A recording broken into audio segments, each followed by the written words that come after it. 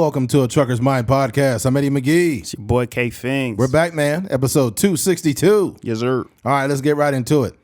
Before we get right into it, though, me and Keith had a little brief conversation. I was more me to him, but it's like one thing you see people say when they're like fake or disingenuous.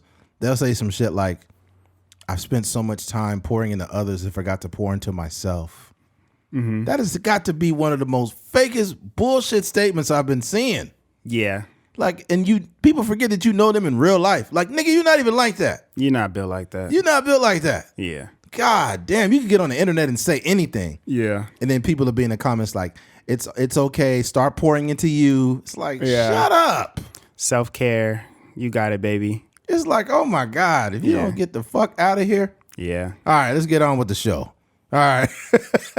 No, we got to mention that freaking, I think we heard a ghost that just like fell down the elevator or something. Before the pod, this is a really old building that we're in. And sometimes you hear noises. A lot of times those noises are the sound of a mentally ill person yelling outside because we're on the 5th floor. So downstairs, you just hear a homeless guy like, "Graham crackers!" You'd be like, what the fuck is going on with this guy? Right?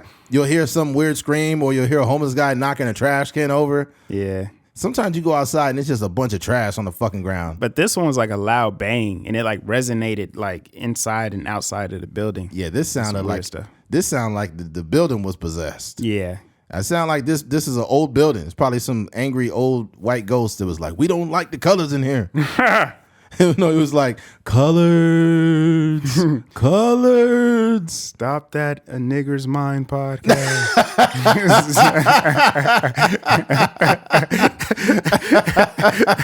Yo, that's wild. Oh man. That'd be crazy. Yeah. Actually, it's not bad. I actually like the podcast. They listen to it. Yeah. We won't segregate you guys. These blacks are fine. These are the okay blacks. That's comedy. All right, let's get right into it, man. Jimmy Garoppolo. Recently, Jimmy Garoppolo went to the Raiders. He went to the Raiders from my Niners. I'm glad that he's gone. I'm not a fan of Jimmy Garoppolo at all. Yeah. One of the worst playoff quarterbacks in NFL history. The guy threw more interceptions and touchdowns in the fucking playoffs. I'm good on that guy. I don't like him, right? But there was always this thing with Jimmy Garoppolo in San Francisco where a lot of the fans were like, "Oh my God, he's so fucking handsome. He's so handsome. Oh my God, he's so handsome." And it got really annoying, right? He's a good looking guy, but I don't give a fuck. Can you play the game? Can you play the game? Can you throw a football? Can you throw a football? That's all the fuck I give a fuck about. First of all, Jimmy had no deep ball, right? He was highly inaccurate. The motherfucker couldn't throw over 10 yards, right? So He only had deep strokes. yeah, all he had was deep strokes off the field. The only thing he was completing was nuts off the field. Right? He was sided with them when he got that big contract. He was spotted at dinner with this porn star. But I don't blame him. Right? To reel all this in, he is now with the Las Vegas Raiders, and I'll read an article that's basically them offering him free sex for the rest of his life from the Bunny Ranch, which is legal prostitution. Not that this guy needs any more pussy. He's not saving any pussy for none of us. All right. Jimmy Garoppolo offered free sex for life by Las Vegas brothel after joining the Raiders. Jimmy Garoppolo has only been in Las Vegas for a week, and he's already getting the full Sin City experience. The new Raiders quarterback, who signed a 3-year, $67.5 million contract deal to join with the Raiders and NFL free agency, was offered free sex for life from the famous Vegas arena brothel Chicken Ranch. Oh, this is a chicken ranch, they call it, because they got a bunny ranch too. But this one is called the Vegas Arena Brothel Chicken Ranch. They told TMZ in a statement. "I almost fainted when I heard Jimmy sign with the Raiders," Caitlin Bell, one of the workers at the Chicken Ranch, said. They just showing a bunch of prostitutes now. "He deserves free sex just for joining our team, but he gets free sex for life from us just because he's such a legit babe." Alice Little, another member of the Chicken Ranch, pointed out the Super Bowl 2024 is Chicken that Little? Yeah, that's what it says. Yeah. Alice Little. Oh, I get what you did. You playing on words there. Yeah. All right. And the chicken nugget is at Allegiant Stadium in Las Vegas. So the next year's Super Bowl will be in Vegas. It doesn't mean shit for the Raiders. They ain't doing shit. Yeah, I know. We're not going to be there. Yeah, it ain't going to be them. And she wanted to help bring the Raiders to the big game by whatever means necessary. Jimmy brought the Niners to the Super Bowl. No, he fucking didn't. Our defense did. This sorry motherfucker didn't do shit. Anyways, he could do the same for the Raiders, Little said. The next big game is in Vegas, so I'm going to go all the way to inspire Jimmy to go all the way. Wild. And they're showing these girls. Some of them look kind of hot. Some of them some of them look kind of good. Mm-hmm. But Jimmy doesn't need sex. Like, that guy's probably, his nuts are probably empty 24/7. Mm-hmm. I feel bad for Jimmy because this guy's got just totally empty nuts out 24/7. Yeah. Guy can't live his life. Yeah. Poor guy. Yeah. But what I don't like is they treat Jimmy like a hot chick. And it's really annoying. Mm-hmm. When we start talking about football, and even Niner, I'm talking about men. Even men would say shit like, yeah, he's like, he didn't have a great game, but that's my quarterback. He looks like a quarterback. He's got to be the most handsome guy in the league. It's like, dude, what the fuck are you talking about? Yeah. You weirdo, or what's going on? But I wouldn't even say that. I might be disrespectful, but it's weird because it's like it's not about his talent. Like, yeah, it's weird. As a football fan, we're not basing like how much of a fan we are of a person. We only care about their statistics. We only care about your completion percentage. 100%. QBR rating. I mean, your quarterback rating. Yeah, and this whole free sex for life thing is not it. Because you can't offer Jimmy Garoppolo free sex for life because there's going to be new prostitutes there. Right? So when this batch of prostitutes retire and they go to the prostitute retirement home, it's going to be new young prostitutes to be like, hey, Jimmy's too old. I don't want to fuck him anymore. Right? So this man is not at a deficit for sex. I could just tell you straight up. Yeah, he's not at a starting deficit. Quarterback for San Francisco 49ers is pretty easy. Yeah, I would imagine. It's very easy. Yeah. So, handsome guy, quarterback, rich. Any one of those individual things get you laid, but you got all three. You got the holy trinity. You got the holy trinity of pussy. That's what you got. So it's like, dude, you're not gonna have a problem doing that. Yeah. You're not gonna have a problem doing that. What I will say is this also. The Raiders gotta be the dumbest organization in the league, besides the Browns. You get rid of Derek Carr for Jimmy. Did you not watch the fucking film? My God, dude, you got rid of a better quarterback for Jimmy Garoppolo. And I'm telling you right now, Derek is gonna light shit up with New Orleans next year. He's gonna light shit up with Jimmy. And here's a fucked up thing. You got Jimmy over there. Jimmy don't got no arm. He's got Devontae Adams. Oh, man. Jimmy can't even throw the ball out of bounds.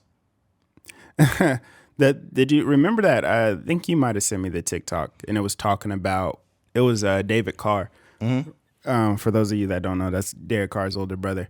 But no, Derek Carr's the young guy. Is in NFL. David Carr. Oh, he's talking about his brother was talking. No, My bad. Go ahead. Yeah, your bad, cuz. But no, David Carr was on one of these little sports things, and he was basically saying that the coach, I forget his name for the Raiders, McDaniel. Yeah, Josh McDaniels is he's like a system guy. Like he just wants the quarterback that goes in there. He tells them where the ball is going, and there's no audibles, there's no nothing. He just wants a quarterback that'll just do what he says. And he was saying, like, the quarterback, really like knowledgeable quarterbacks or like quarterbacks that do a lot of film study and stuff don't do well in those systems. And that's why him and Tom Brady butted heads and stuff like that. So I say that to say it actually might work out for Jimmy Garoppolo. For somebody that don't got to read, if you don't got to read a defense or you don't got to do nothing, you don't got to do really no thinking. It's just throw the ball here, when I call this play, then, it might work out. I'm going to tell you why it won't work out. And I don't want to talk speak limitations on anyone's career, but here's why. I've watched Jimmy Garoppolo not win a Super Bowl with the best weapons in the league. You have Deebo Samuel, who's the most dynamic receiver, who could play running back and wide receiver. You got Brandon Ayuk, who is a 1,000-yard receiver in a running system, who's one of the best number two wide receivers in the league, right? You got George Kittle, who's the top 2 tight end in the league. You got Trent Williams, who is the best left tackle in the league. You got one of the best run attacks in the whole league, and you couldn't win with that? What the fuck you think he's going to do with the Raiders? He's going to go over there and blow it. I don't see it, man. If you can't win with that type of team, then what the fuck are you going to do with the Raiders? Not to mention, the Raiders better start drafting motherfuckers The Raiders need to get wide receivers that can run after the catch, because that's all you get in those yards after catch. You're not going to get Devontae down the field. That's never going to happen. And Garoppolo is highly inaccurate. Yeah, especially down the field. The only shots he's being accurate on is cum shots off the field. That's crazy. On the field, that motherfucker cannot throw the ball. It's not good. I feel bad for Raider fans. And then you got rid of Darren Waller. You got rid of Darren Waller. Why? Yeah. They haven't even replaced him. As far as the Raiders organization goes, I don't have any advice for them. I don't either. Y'all continue to be a terrible organization. That is good for me. Yeah, go ahead. Keep losing. Yeah. I do have a strong word of advice for the Raiders front office. Keep fucking yourselves. Keep doing it, because there's going to be a lot of more Raider jokes to come. Dude, what's crazy about the Raiders is they got the best running back in the league. That with Josh Jacobs. That dude is fucking electric. So you got the best. You couldn't win, and you found a way to blow it with Derek Carr, who is a decent quarterback. Yes, he's blowing it sometimes and fucked up, right? But he's had a different offensive coordinator how many times? Yeah, I hope Derek Carr does. I mean, his statistics weren't actually that bad. Even with Devontae Adams still being like one of the top receivers in the league. Yeah. Yeah. But I don't know. I think organizations they kind of grow tired of players, you know. I think that's kind of they just fell out of love with each other. Yeah, but they're going to learn that Jimmy Garoppolo is just a step and fetch it. He's not even a quarterback. He's just a guy that you tell him what to do, and he does it. But you have to have a quarterback that's a playmaker in order to win. Aaron Rodgers got a Super Bowl. Peyton Manning got a Super Bowl. Tom Brady got a Super Bowl. John Elway got a Super Bowl. Patrick Mahomes got a Super Bowl. If you don't make plays as a quarterback, you don't win Super Bowls in this league, period. You don't. Yeah. Why you think Jimmy ain't got one? Down the stretch, motherfucker overthrew fucking Emmanuel Sanders is wide open, and he fucked up on that play. Yeah. One of the few times you see him overthrowing a receiver because he can't get the ball that far, he overthrew him. Yeah. And then the rest of the time, he just choked. So it's like, dude, no, golly. You guys could have, man, the Raiders, you guys could have got somebody else. Fuck. Yeah. I mean, it's on brand, though. That's why I'm just it's not really that big of a deal. Look, McDaniels coached fucking Garoppolo in New England. That's why he got him to run that raggedy ass system that didn't fucking work. Now he's gonna bring that shit over here, and it ain't gonna work. You think defenses don't know what McDaniels is doing? You think they got him figured out With Jimmy? You give Derek Carr one more year under that shit with McDaniel, then first of all, I think that they would have been better. But I think McDaniel would have got fired because McDaniel would have been showing that his whole system's fucked. But we're talking about the Raiders too long. Fuck yeah, this that's shit. why I'm like, I don't know why you so mad at it. I'm like, this is the Raiders. If it was the 49ers, it would be a different story. Like, see, I'm not even a Raider fan and I get mad at them. Yeah, I was like, I don't get the. Imagine being a Raider fan. I'm about to change the design of this podcast hat. It looks too much more like Niners. Yeah, we got to make it more Niners. It's too on brand with the Raiders right now. Yeah. We got to change the Truckers Mind podcast hats now. All right. Hey, don't forget to go to truckersmindpodcast.com. Truckersmind.com. Truckersmind.com, excuse me. Truckersmind.com to get one of these beautiful hats here. Yeah. All right. Switching gears. TikTok ban. Recently, they've been trying to ban TikTok. And our government has been showing how desperately they want to get TikTok out of here. And what's weird about it is you see how old these politicians are and how out of touch they are. The questions, the line of questionings that they're asking are just way off base. It's embarrassing. And this is proof that we need younger politicians. Like when a motherfucker is 62 years old and he's talking about TikTok, he has no idea what's going on. He doesn't even know what an algorithm is. You don't know how to use social media. He's like, so what do you plan to do with the sonorhythm of your platform? Sonorhythm, I'm not sure what you mean, sir.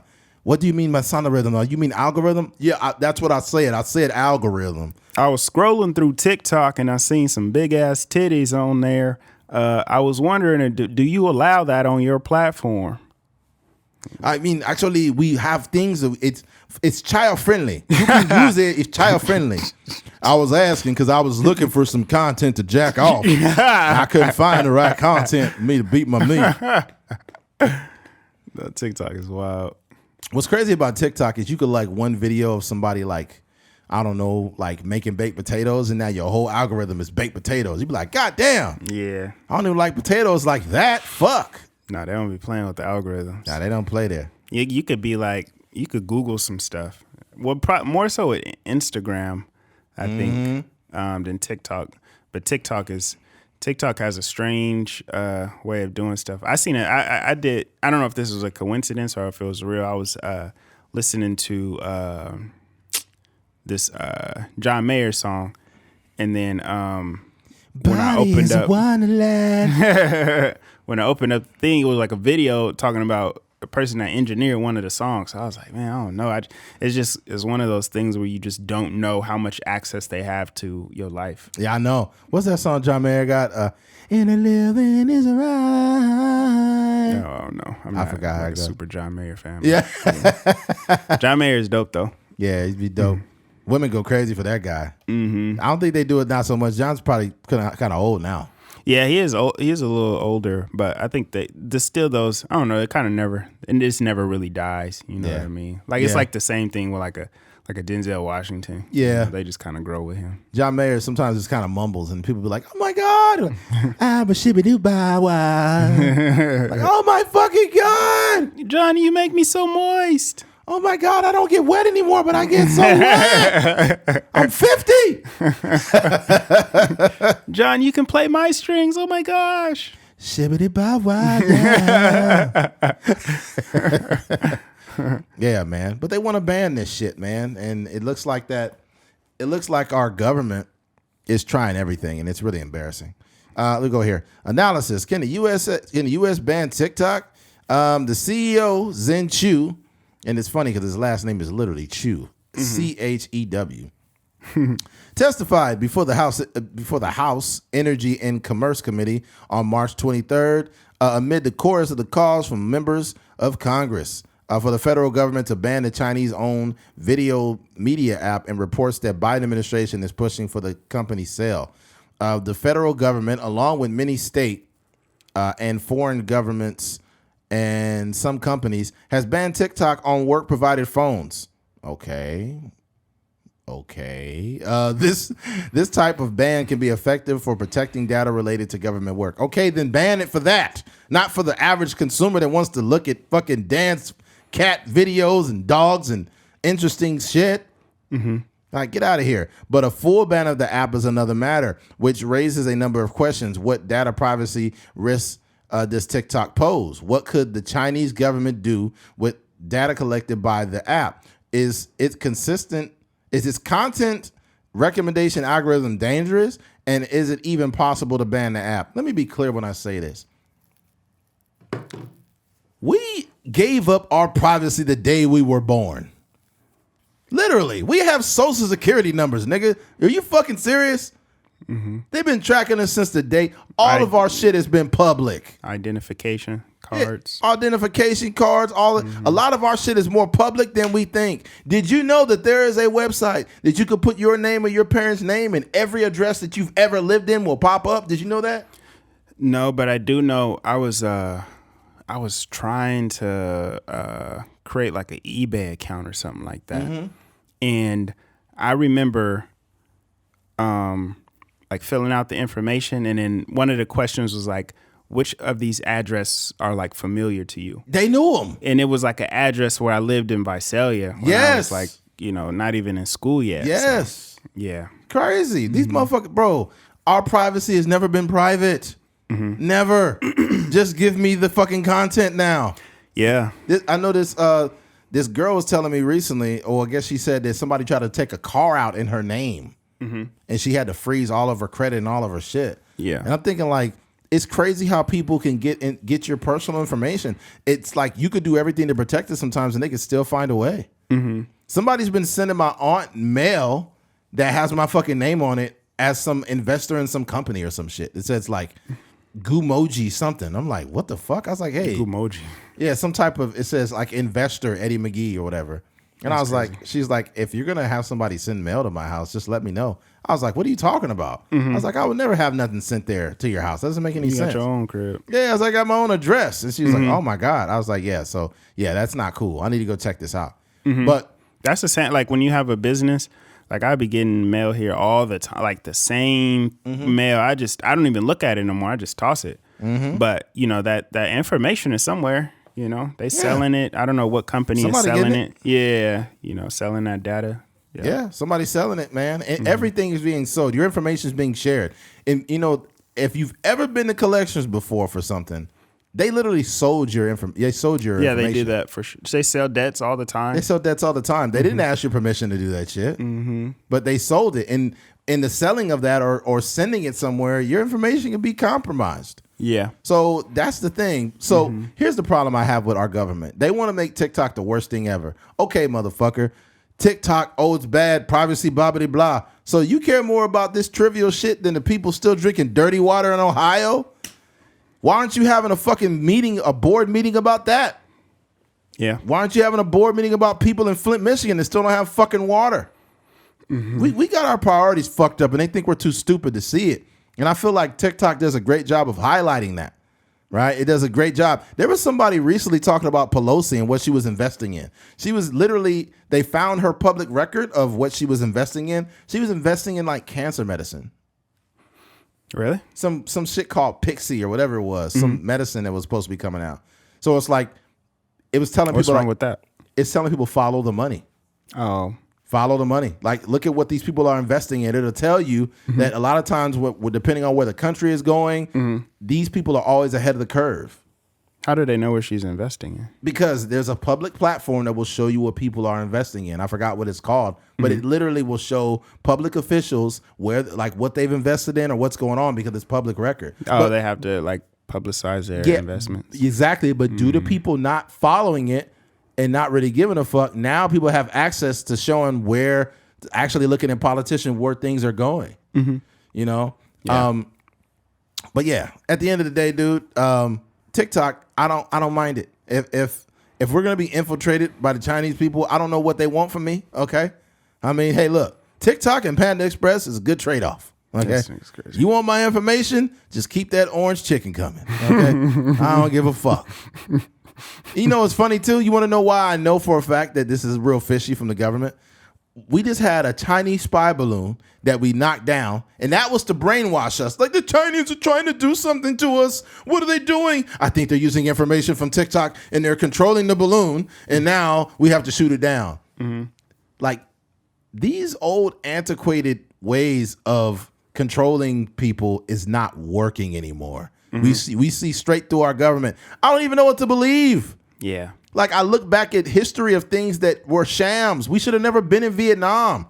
We were there like 11 years of a war we didn't win. We sent people to go fight in the fucking jungle and die over what? Nothing. When it comes down to it, most wars come down to a bunch of men in suits that have a disagreement that they're never going to fucking fight in. Yeah. If y'all niggas got that much beef, how about y'all take y'all suits off, go ahead and put on some gear and go out and fight. Oh, but you ain't gonna do that. Broccoli beef is good. Huh?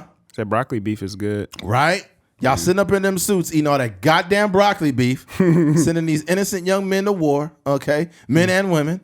And it's like, yo, like what I don't even know what the fuck to believe. Yeah. Because I watch these government officials have these conversations at this meeting, and I'm like, dude, you guys don't even know what's going on, in addition to us having more pressing matters that you purposely avoid.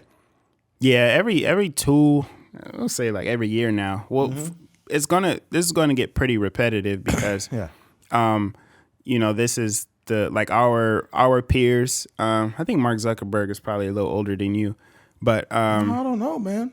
Probably is. I don't know. But you know, we're in the age of, you know, when these guys were at MIT or Harvard or whatever. That's when, you know, MySpace was around, and then they wanted to create their own social media and all this other stuff. But I just think that there is it's just like a lot of ignorance on the government side. You're the same age. Go ahead. Oh, you're the same age. So they don't really know. They don't really know what's going on. And if you watch, you know, either of these interviews, but especially Mark Zuckerberg, you know, they would try to ask like these indirect questions, and these questions that like had like some like some hidden agenda to them, and try to get him to say that they're he's selling people's information and all that stuff, and he was just too smart for them to to really get anything out of what he was saying. Right. And you could just tell these are politicians, and I understand because as a politician you probably have to worry about so many things, you be informed on so many things, but understanding the nuances of social media is not really part of your job. Right. And they probably just set this up just because just for the spectacle of it. But these dudes is very intelligent, and what's the dude's name? Chu? Yeah, his last name Chu. Forgot Chu? his first name. Yeah. He's probably unbothered at this point. And at the same time, like you were saying, there is no privacy. We got to register our cars. Right. We need insurance. Thank you. It's just our lives, ID, Social Security, all this stuff. And this is just the government. That has nothing to do with what our iPhones are doing or what TikTok is doing or what Facebook is doing. Just the government by itself. All of our transactions from the bank, if I put more than $6,000 in a bank, they going to hold it for 14 days. This is all government regulated stuff, and then they want to grill these freaking social media creators because of a certain thing. I think at the end of the day, the only agenda for a social media platform is to make money. Yeah, I don't think at the core of what they're doing, they're trying to manipulate people or anything. I think they're trying to sell ads, and I think they're collecting information in order to shoot ads or shoot content your way to keep you on the platform so they can sell more ads and they can sell. Yeah. It's all, when you come down to it, it's all about control for the government, and they want to find a way to monetize everything or to be on the back end of some type of money. Just some greedy motherfuckers. But throughout American history, we've always had something comparable to TikTok. Back in the 90s, it was 2 Live Crew. They got banned. They literally, the reason for a parental advisory sticker was because of 2 Live Crew. Yeah. You guys know, hey, we want some pussy. 2 Live Crew, for those that may have not been alive in that time. So it says from 1989 to 90, basically it says, Banned in the USA is the 4th album by 2 Live Crew, was originally credited as Luke's solo album. The album included the hits Do the Bart and the title track. It was also the very first release to bear the RIAA standard parental advisory warning sticker. So that, and it says the title single is a reference to the decision in the court case that 2 Live Crew's previous album, As Nasty as They Wanna Be, was obscene. The decision would later be overturned on appeal. Bruce Springsteen's granted the group permission to interpolate his song Born in the USA for it. So he gave them permission because Bruce Springsteen had a song, I Was Born in the USA. He allowed them to interpolate that song into something else, which is dope. Displeased over the decision of Florida Governor Bob Martinez on being asked to examine the album, decided it was obscene and recommended local law enforcement take action against it. And over subsequent action of Broward County, Florida, who arrested local record store owners on obscene charges for selling the group's albums. People were getting arrested for selling rap in the 90s. Think about that. Same thing with NWA. If any of you guys seen the NWA documentary, they literally got arrested for freedom of speech. They said, don't sing Fuck the Police because it's inciting a riot, right? And they said, fuck that. Fuck the police coming straight from the underground. A young nigga got it bad because I'm brown, right? Arrested. But Bill Clinton's getting his fucking dick sucked. What kind of government do we have? Well, we can't even listen to rap music or we'll get arrested, but Bill's getting his fucking cock sucked by a young intern. Even Kennedy was getting pussy from fucking Marilyn Monroe. Yeah. That dude was getting so much pussy that he was literally sick. Did you know that? Kennedy felt sick because he's addicted to sex. He's addicted to sex and cheating on his wife. And he had a bad back. So he was getting pussy even with a bad back. Hey, bad back ain't never stopped nobody. You know what that told me? Pussy is curing bad backs, man. They should have used that shit as some type of vaccine. You got a bad back, pussy will take care of that. I think his urge to get pussy was it just trumped all. Yeah, he had a whole bunch of fucking blown out disc in his back. Yeah. But just the thought of pussy just filled the disc up with liquid. He's like, oh, That's crazy. I'm good to go. Yeah. Full of fluid and ready to do it. Yeah. Dang. Yeah. You know what's crazy about my back? My back hurts really bad, but Marilyn Monroe gets my penis so hard, I want to stick it straight through a fucking wall. Kennedy was a trip, yo. Yeah. That dude stayed getting pussy. Yeah. That's a trip, man. So, yeah, we live in we have a very tacky government. They've been that way the whole time. Like this government, it went from fucking over black people to fucking everybody. Right? Yeah. We literally live in a country where we're debating whether black people should get reparations, right? Mm-hmm. You send billions of dollars to Ukraine, right? Which is fucking everybody. But then we have a conversation of 13% of the country that you deny reparations, but the fucking slave owners got paid reparations. Mm-hmm. So you paid the niggas that own slaves, but not the people that did labor for 400 fucking years. Yeah. And you justify that. Now you got average American people, black, white, everybody. Average person cannot afford a $500 emergency in America, but you want to send Ukraine billions of dollars. What the fuck is going on?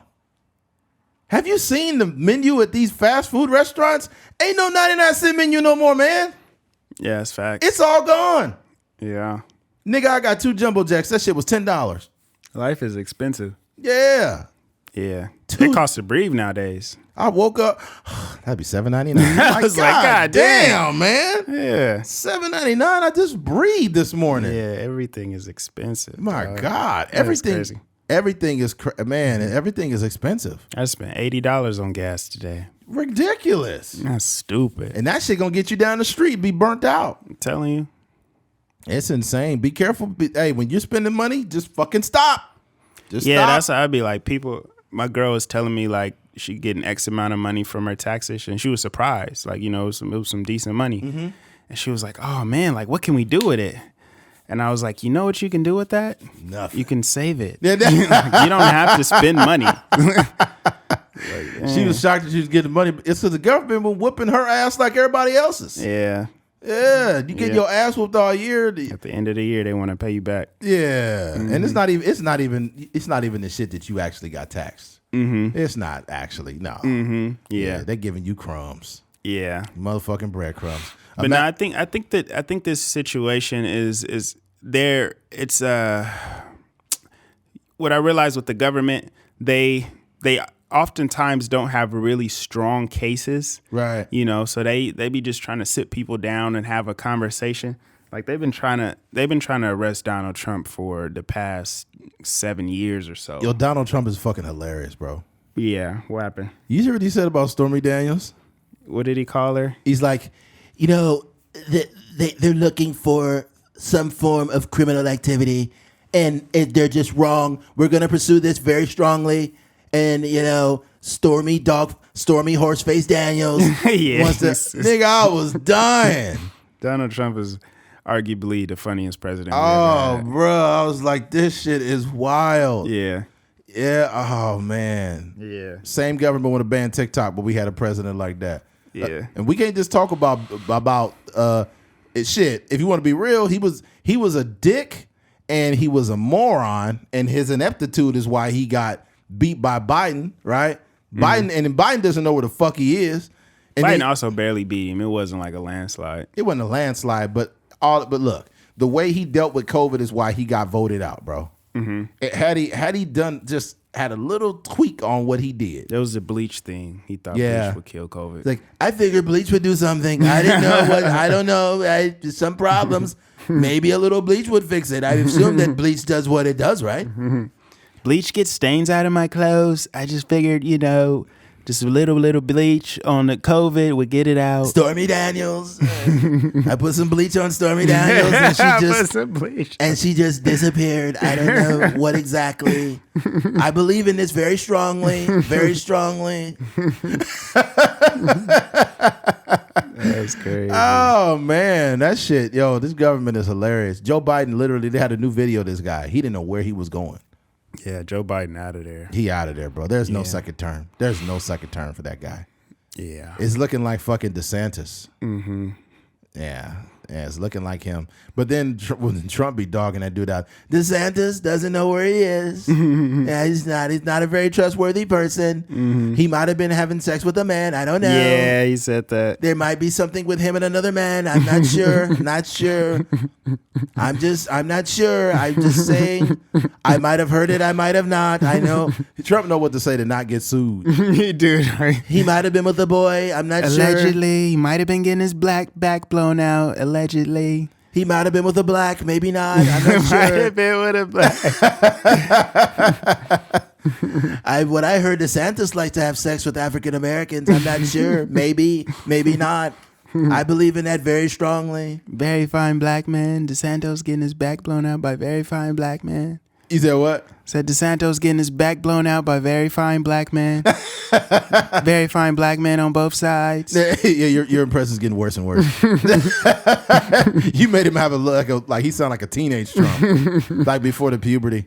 Before puberty, he's like, I believe in that very strongly. Then he got a little bit older. I believe in that very strongly. Now he got really old. I believe in that very strongly because he lost his fucking voice. He's all raspy now. His voice is all gone. All those goddamn Adderall he takes. Yeah, his fucking diapers all full and shit, walking around. He did have that. He had his pants on backwards at one time. Oh man, this dude. That depend on. Yeah, that depend. That fucking diaper was showing. Mm-hmm. He's like, I believe in depends very strongly. I've been in politics a long time. I've never had a leaky diaper. It's never came out. All of the contents. During the election, I evacuated my bowels. There was never a problem. I believe in depends very strongly. We got to stop with the Trump shit. I know some people are getting tired of it now. They're like, okay, we get it. We get it. Donald Trump, okay. Yeah. If you want to hear more Trump, then you got to leave a comment on there. Put more Trump. Because apparently you guys like the Future impression. Yeah, Future won't go crazy. Like, what I tried to do is I voted for Donald Trump because, I like money. I know it's hard for a lot of people to accept being in the 1%.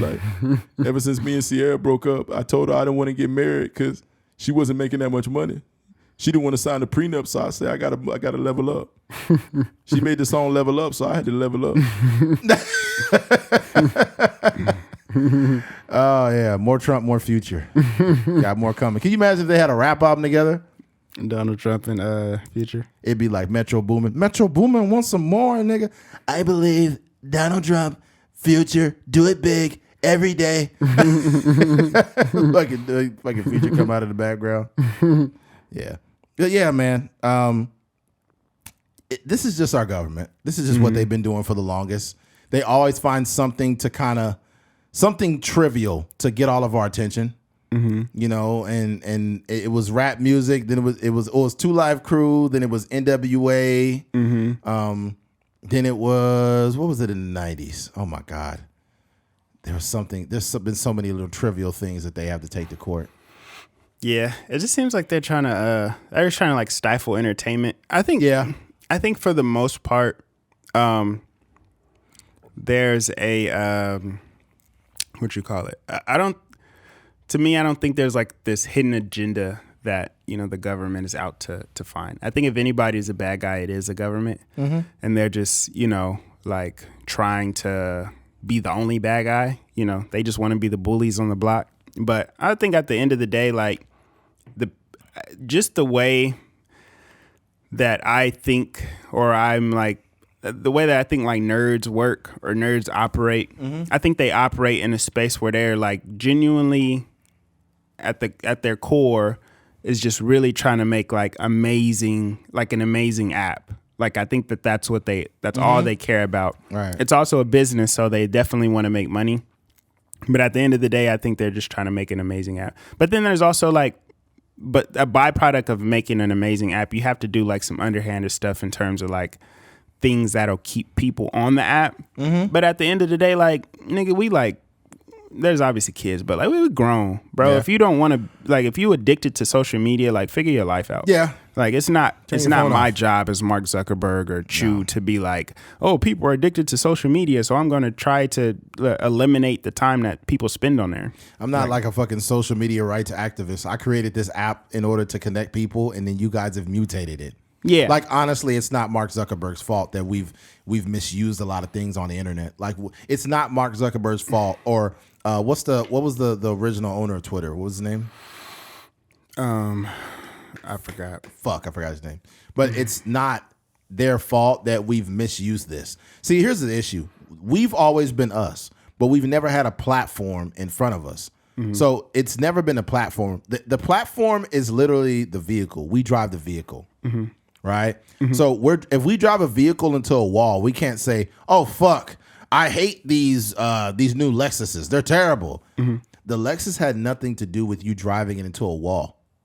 And the reason why I feel like that's the best analogy, I feel like that analogy plays on social media. It plays with guns, right? People may say, "Oh my God, that's a terrible point." But if you put a gun on the counter and walked away, it's not going to shoot anybody, buddy. That gun's going to sit right there on that table and do nothing. That's why I hate the conversation of, "Oh my God, we got to do something about these guns." It's like the motherfuckers behind it are causing the problems. The people behind the guns are causing the violence. And a lot of that violence is coming due to a lack like mental health issues. Like these people have infiltrated every space, the movie theaters, restaurants, schools, Walmarts, all these stores. People, they just walk in there and start shooting people. That has nothing to do with the gun, right? Nothing to do with the gun. If we had mass stabbings, people just walking up stabbing people, we're going to ban knives now? Like, what the fuck? So ultimately, social media is no different. We use these platforms for wrongdoing, and that's on us. But I don't think that there was any malicious intent when these things were created. What I will say is this: if you think of any agenda, right? I don't know what the agenda of our government is, but if there is an agenda, it's been out there, and that is to make other governments look like the bad guy. They've been doing a great fucking job at that. Real good job. They do a real good job. Communist China wants to try to control and take our data. They do a great job of that. They do a good job of brainwashing people that can't think for their fucking selves, man. Yeah. You know, you knock down a couple spy balloons. Who knows where they came from, right? And now it's like China's trying to invade us. Like all you need to do, how do I put this? All you need to do is just put a subliminal thought out there, and you will galvanize a bunch of the wrong people. All you need to do is like Chinese spy balloon. All of a sudden, some far right-wing guy. They're trying to invade us. Get the guns ready, guys. They're trying to invade us. We got to get TikTok out of here. Yeah. And it's like, what? Yeah. All you got to do to trick the far left and far right is just put like a little smidget of anything out there, and they just start running with it. And then there's people like me and Keith who could think for themselves, that could see that it's just the government trying to have control. Yeah. That's all it is. They just want to control the narrative because it allows us to always be the superhero in the story. We're always the superhero. We got to stop these Germans. We got to stop this and that. Now, first of all, let me say this. I ain't defending the Germans, right? The Nazi Germany was terrible for what they did. But we also lived in the same country where black men fought in every American war, and we come back home and get treated like scumbags, right? So we stopping the Germans, and we come home and get treated like second-class citizens. So this is the shit that America does, and it hasn't stopped. And it's not just black people. It's happening with everybody, you know? But, yeah, there's that. Yeah. I don't have much more to say on that. Jesus Christ, Keith. You look so ready to respond. Yeah, I didn't have nothing to say. Man. Germany. 9. What was that? Said 9. Wiener Schnitzel. Too many black men fight here. We give them hot dog to leave. We give them chili dog to leave us alone.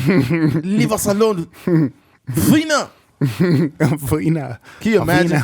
Black man got a big ass, one of those fucking big ass machine guns. He's ready to kill this dude in Germany. Like, man, put your hands down. He's like, I give you free Wiener. Please don't kill me. I have family. I have family. Please do not kill me. I have Wiener. Oh, so you gay, nigga? No. Wiener Schnitzel. Hot dog.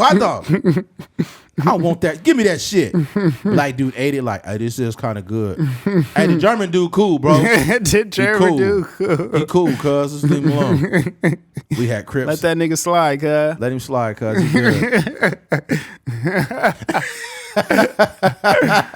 That's crazy. Oh, that'd be crazy, yo. And that'd be wild. Imagine if you had, this would be crazy. Like if you want to mind fuck people, you write a script, right? And you make it like really serious, like really dark and really serious. And then like at a point like that, you just flip the movie and turn it into a comedy. Like the movie is serious. It's really dark. You know, black soldier has his gun on this fucking German. He's about to let off some rounds on this guy. It's like, Wiener. He's like, Wiener, free Wiener, Wiener. Wiener. Wait, please, don't shoot. Do not shoot. I have free chili dog. Everybody get free chili. Nigga, what's a Wiener, cuz? Talking about a Wiener. We got to talk like a black man from that time. What you mean, a wiener, boy? No wieners here. Put your hands up now. Put your hands up now before I pump you full of lead right now. Some older black man from the South. Yeah. It's like, I ain't finna have none of this. Put your hands up. Put that dog down now. He's still hot. I just make it. I wonder if we have any German listeners. They're not gonna like this very much. You motherfuckers better be able to take a joke. Germans. Yeah. Yeah, you better be able to take a joke, buddy. Yeah. You got a dark past over there. Yeah. You know what's funny? Winter Sizzle is actually not that bad. I haven't been there in years though. Yeah, I like Winter Sizzle. Yeah, I gotta get the beef hot dogs though. Why? What's wrong? I don't know. The pork hot dogs don't taste that good to me. Yeah, I'm not a big fan of the pork ones. They just got too much of the dog taste to them. Mm-hmm. Yeah, the beef ones are better. Beef ones got more of a solid taste. Yeah, I like beef wieners. Wiener. You know whose hot dogs is pretty decent, believe it or not, and they've been the same price for a long time? Costco. Oh yeah, those fire. Those they got the beef ones. Yeah, them motherfuckers big too. Costco, Sam's Club. Sam's Club, that shit, yo, they showed the difference between those dogs. The Sam's Club look weird though. That shit look dark. Like pale? Yeah, no, it look dark. It look dark. It don't look right. It is like it's like an off color. Mm-hmm. It's like that motherfucker look like I don't know, yo. Yeah. Yeah, that motherfucker look like I think it's like a Nathan's. Is it like a Nathan's hot dog? Oh, yeah, that's supposed to be a big brand, but I don't think that's a Nathan. One of those have Nathan's though.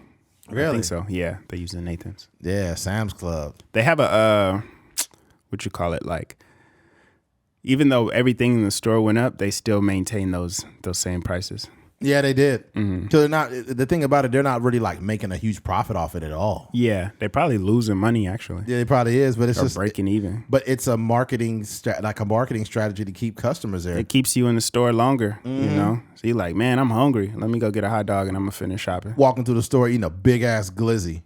That's crazy. You just like, where's the food? Oh man, we got to get some more groceries. A Vina, a glizzy. When did they start calling hot dogs glizzies? They made this shit. Oh no, niggas in these New young York. guys got to stop making everything gay, man. That's these East Coast niggas. They be having like the most homophobic slang. It's ridiculous. They always doing the pause. Yo, pause, yo. Yo, pause. Pause. Son. Yeah. Yo, so I went to the store this morning. Pause. It's like, that's not even gay. What the fuck are you talking about? It's everything. Everything is gay. Yeah. They'd be like, yo, real talk, yo. I went to the store this morning or whatever, yo. I seen this really, really, really big pause, yo. Pause. Yeah. I'm just trying to explain about how big my it was. brother always got my back. Pause, yo. My brother always got my back. I got his front, son. He be Like, that was actually kind of gay. Right? yeah. There's this sports show with Cameron and Mace that's been popping up on my feed, and it's fucking hilarious. That niggas, it was one clip where he was like, they was like, hey, what do you think about that, Cameron? He was like, oh, my bad. I was just over here watching porn. I was like, what the heck? Like, I was watching porns. It was one where they talked about, so what do you feel about load management? Like Cameron, and he's like, yo, that sound crazy right now. Mace, he's like, what you mean that sound crazy? He's like, pause, bro. He's like, you put an extra D in load. I said load, you said load. Mace is fucking hilarious, bro. That's crazy. Remember Christian Mace? Yeah. Mm-hmm. I couldn't believe that. I knew that nigga was lying when he did that shit. Yeah. I think he still preaches. I don't know if he still does. Yeah, I think he still does. But I think he has like a what you call it, he got like different portions of his life. Yeah, just like preach one Sunday, then talking about Diddy on the next Sunday, and all kinds of stuff. Yeah, you talking down? He's talking big shit about Diddy. Yeah, about stealing his money and whatnot. Mm-hmm. The thing was crazy about Mace is Mace used to rap like he didn't want to rap. it sounded like he was just really like lazy and mumbly. He's like, I don't want you rocking the fabrics. I don't want you to be established when you kills you a rabbit. Yeah. Anything in my fans wants, you can have it. And it was like, man, he dope, man. He hard. Yeah. I'm like, May sounds like he doesn't want to be here. Yeah. He just woke up on. That was like my favorite rapper too in the 7th grade. Man, you know who probably one of the wackest rappers of all time is? Who was that? And some people gonna be like, nah, ain't no way. One of the wackest rappers of all time is Silk the Shocker. Oh, it's all energy, huh? God damn, that guy's terrible. He's worse than Blueface, man. They both can't rap on beat, but fuck, Silk be like, yeah, I'm right when I'm doing what I need to do. And the beat be like, boom, boom, boom, boom, boom. He'd be way out. Like, that's what me jumping out the rip with it. He'd be like, oh my God. He kind of sounded like he was hard. It was like he's like stuttering, kind of like it was just like hard for him to get the words out sometimes. Yeah, he was the first rapper with a speech impediment. Yeah, that's You imagine somebody be like, I love this nigga retarded. Nigga. That's like a compliment, I guess. I don't know who. I think it's East Coast they started that or somewhere else. Oh, like the word. The word. Yeah. Because you know that song with Black Eyed Peas, it got censored. You remember that song, Let's Get It Started? Yeah, they had to change Let's get it started. It actually was Let's Get Retarded. Yeah, I remember that. Yeah. Which is actually very hard to do. Like they did it like in a great way because it's hard to have a whole song and then change one word and still keep the integrity of the song. And the song actually was better. Yeah. Yeah, it's certain songs that sound better with the edited version because the other one is too much. It is. I mean, especially knowing like how harsh the word is nowadays. I think at the time I was like, I don't know, but when you hear it now, it's like that makes sense. It was remember that song with Eminem, Snoop Dogg, and Akon. Wait, no. It wasn't Eminem. Wasn't on the one. Remember that song? I seen you winding and grinding. Yeah. Up on that pole. Yeah. Like. Instead of saying like the edited version, I wanna love you. Oh yeah, he said I wanna F you. Yeah, I wanna. I think that the edited version sounds a little better. Sometimes I remember like in the club. I remember because you always hear the radio version, right? Yeah. You know, just listening to the radio, whatever the case may be. And I remember hearing like the real unedited version, and I was like, this. The edited version sound way better. Yeah. And you get used to hearing it, you know, for a long time, and then you hear the nasty or the dirty version. You're like, oh, this is kind of trash. Yeah. Because they don't do that much anymore. They used to like now a lot of times they just remove the word. But back in the day, they used to create like 2 different songs. Like the hook would be totally different. I don't think they do that so much anymore. The worst editing job ever though was when they made certain movies go to like TNT or some shit. Yeah. And they'd be like, you mother lover? Yeah. Mother lover? Yeah. I remember the funniest one to me was like it was like Big Worm on Friday. Yeah. It's like, Smokey, what the funk you want? Yeah. You're like, what the heck? You're like, don't funk with me. Yeah. Where my money at? Come on, Big Worm. You know I wouldn't do that to you. Yeah. What's up, my brother? You'd be like, you knew he's gonna say nigga right there. What's going on, my brother? I hate when they do the editing, but it's like the whitest, a whole different person. Whitest voice. They're like, yeah, what's going on, my guy? Like, this is terrible editing, man. This shit is fucking hilarious, man. Yeah. What was the other one? The one with Eminem. Smack that. Yeah. Smack that. All on the floor. Smack that. That the edited version to me sound better than that too. Oh, I don't even know what the dirty version sound like. Yeah, I've heard the dirty version a lot, but the edit, it's I don't know. It's just like more. It's a little more seamless. Because sometimes when you add extra words in, it just makes it. I don't know. Not as, it doesn't flow as good. Yeah, that's true. That's crazy, man. All them songs came out like back when I was in college. I remember because I heard them at every party. Yeah, they was playing that shit everywhere. Like it slapped, huh? Huh? It was a slaps. It was a slapper. Yeah. Do those stand up nowadays? Because I was listening to like some it was like R&B music when I was in junior high, like when T-Pain came out and stuff like that. T-Pain was that guy. T-Pain had like stupid hits. But I remember like some of the other music in that era, and I was like, this don't really slap no more. Not It at just all. sounds so dated. Dated, yes. Yeah. I mean, Gorilla Zoe's one of those dudes. Mm-hmm. That's just dated. What song did he sing? Oh, he had a bunch of Was them. it They Know? Is that him? No. Who's That one, that's Shorty Low. Shorty Low. Okay. Shorty Low, and y'all know that. Yeah. I hit the club. He had bad skin. Yeah. Remember that video? I'm like, dang, what's up with this nigga's face? That nigga need Proactive. Nigga need some Accutane. Hello. Man, rest in peace. I'm over there talking about this man. This man passed away. Yeah, rest in peace, yeah. Yeah. Young Jock was actually pretty dope. I listened to some shit from back in the day. That shit was still hard. Did you see that clip where the girl called him like A one-hit wonder? How do you sustain when you only have one? Like I You forgot what weren't. She might have been 2 years old when that run was going on. she's young. She was young. Yeah, she looked pretty young. You gotta like a lot of people. What's hilarious is young people. Young people have like a, and we're both considered still young men, but we're old enough to where we've experienced the world for over 30 plus years. So when young people are like 22, 21, 23, they've experienced so little bit of the world that the bit that they do get exposed to, they just see it in little clips. I think so, but I think it's just ignorance, bro. Yeah. Like because if even for me, I know the impact of like I can't really name a one-hit wonder from like the 90s. I know but plenty of them. yeah, but I know when the song come on, I'm like, yo, that was one of them ones. Like I'm not ignorant to like the impact of a Vanilla Ice or somebody like that just because they had quote unquote one hit. You know what I mean? So. It was something that had more than one hit, but they still was like temporary. You remember Marky Mark and the Funky Bunch? No, I mean I know who they are obviously, but I don't know if I can recognize a song or name a song. It's fucking the Mark Wahlberg and his brother. Yeah, but I'm saying like I don't that wasn't on the radio when I was growing up. No, it wasn't. Not Yes, literally. it was. Yes, it was. No, I'm saying but you like was a baby in though. my house. Got it. My dad is not listening to Marky Mark. I mean, you don't know what your dad was listening to, man. You don't know. I was there. I'm telling you when I was. Ask your dad who Marky Mark and the Funky But Bunch was. what I'm telling you is when I was growing up, we listened to a certain music, and that was not on the radio. I get it. Yeah. It was on the radio. You just wasn't young enough. You wasn't old enough to know. On my dad's on the. Oh, got it. Well, your dad listening to. Yeah, it wasn't on. He wasn't playing that. Got it. He probably listened to Too Short.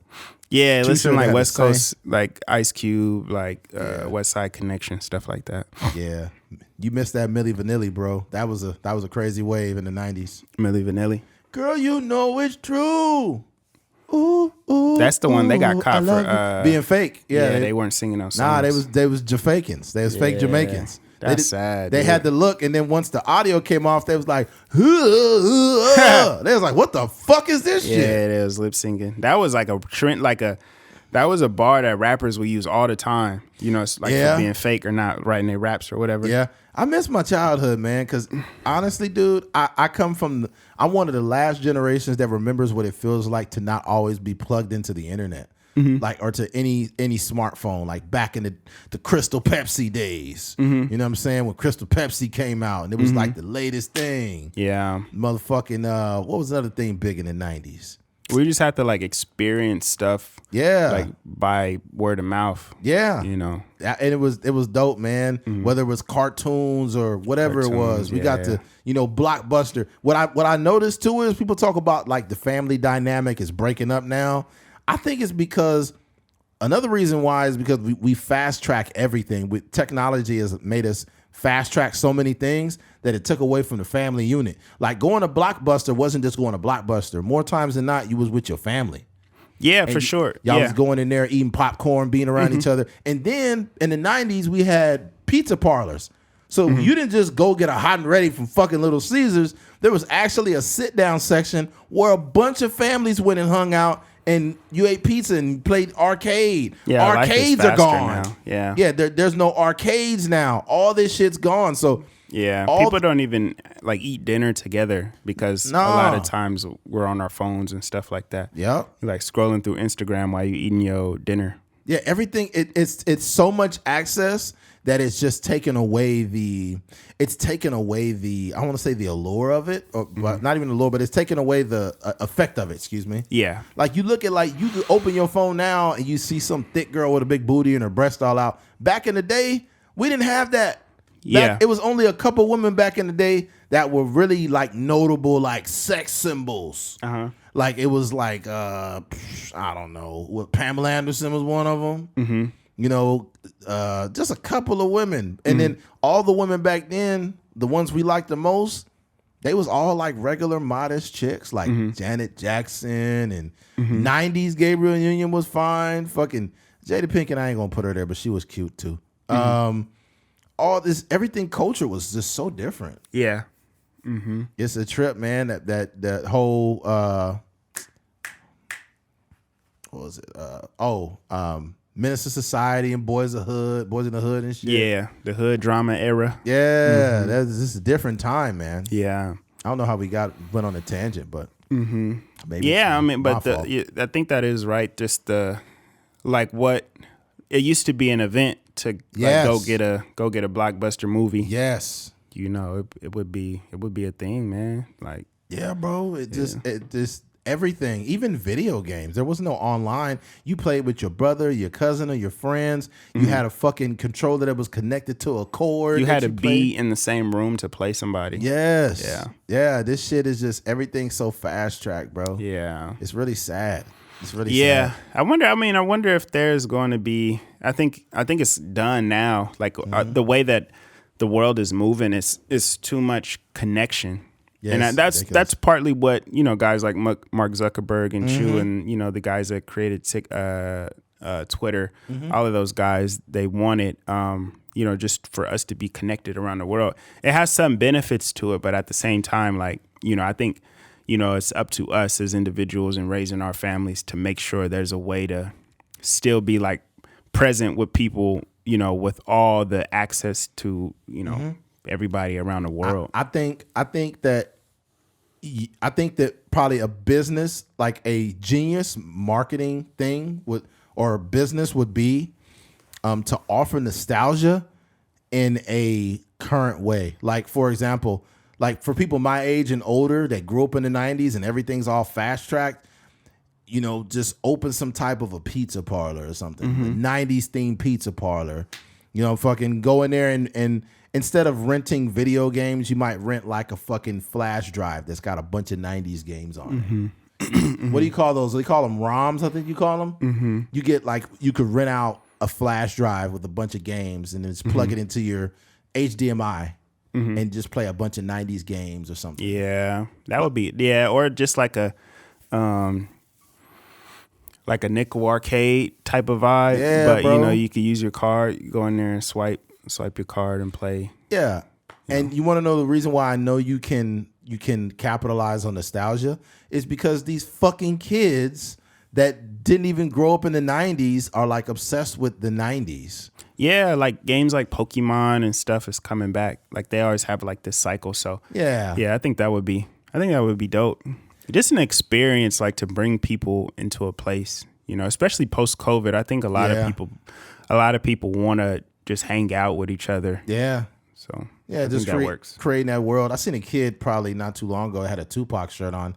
Tupac was dead for fucking over 10 years before this kid was born. This kid could not have been born no earlier than like 2000. If you're in high school, like a freshman, what year were you born, man? Like 2009 or some shit? If you're a freshman now. If you're a freshman in high school.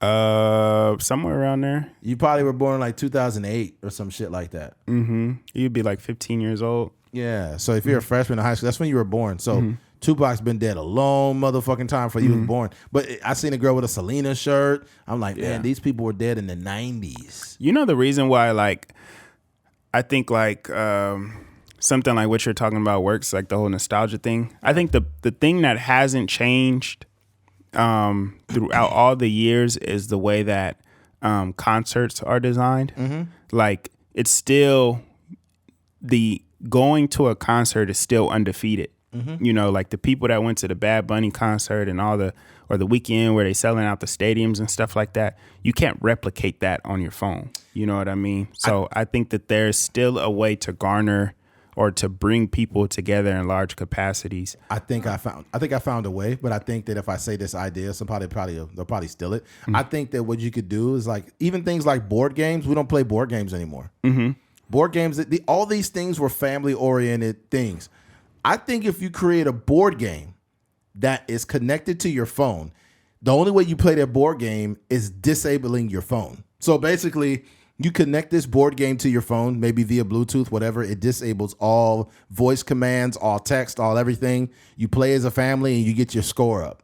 And like literally you can gain like different type of rewards and stuff like that based on like your family score. Like you're kind of almost forcing your family to sit down and play. And everyone could play the game. Yeah. But the objective of the game is everyone who plays has to have their phone disabled, and that's the only way you could be active in that board game. That would be interesting. I think that'd be pretty. I think that's the only way you can get people to sit down is if you disable their digital devices that are connected to this board game. You guys play it. You got X amount of time, X amount of hours. I think that'd be a good way to bring the family unity together, man. Yeah. That reminds me of when Childish Gambino, before his album came out, Awaken My Love, he did the concert at Joshua Tree, or he did like a little mini festival there, and you weren't allowed to have your phone. Yeah, because that's how it was. We act like we're gonna die without the fucking phone. People think they gotta capture. Like I get it, as when you have kids growing up, capturing birthdays and moments like that. But for the most part, like I don't have a picture of every moment of my childhood, and I feel like I had a great life. I got an idea. I think that another way you could capture nostalgia, or if you're an artist, and let's say, because me and Donald Glover are around, I think he's 2 years older than me or a year older than me, one of them. The best way to really capture nostalgia, I say, hey, you cannot have your phones here, but you can bring a Kodak camera. That'd be fire. That'd be fucking fire. Yeah. Like there's no digital. And a lighter. Oh yeah, people gonna be smoking. They be like, but no, but more so that old school, like everybody put your lighters in the air. When they were doing that. But now it's like your phones. It still looks cool, but I think the lighters was just bad. The lighters was really cool. It just we feel so reliant on our phone. I remember I got out of my car one time. Sometimes I will purposely just turn my phone off, like I was binge watching that show. I just turned my phone off. That's cool because it's too much of a distraction. Like I want to be present. Like at some point we were at the Childish Gambino concert, and eventually I just turned my phone all the way off, and I just put it away because I knew I was going to pull it back out and try to capture it. Trying to catch, and it's like, dude, this is a great performance. Yeah, it removes you from one of the I do like some of the like courses and stuff, like personal development stuff. One of the practices we have is just like being with people, and it's like basically like removing all the noise, all the distractions, your phone, and just practicing like being present. Because a lot of times we have so much going on in our thoughts and always got our phones or always working on something or thinking about something else that we're never really like present with people. Yeah, and I think that has like single-handedly like ruined people's concert experiences or just people's like entertainment experiences, because you're actually watching the concert through this small 7-inch phone or whatever the case may be. I got an idea too. If you really want to be present, and be in the moment, turn your phone off and give people your house phone number. Here's why. People are obsessed with text messaging. It's become the primary source of like having some form of conversation. But that's bullshit. Yeah. You're going to sit there for 12 hours texting people when a fucking 3-minute conversation would have fulfilled that whole interaction.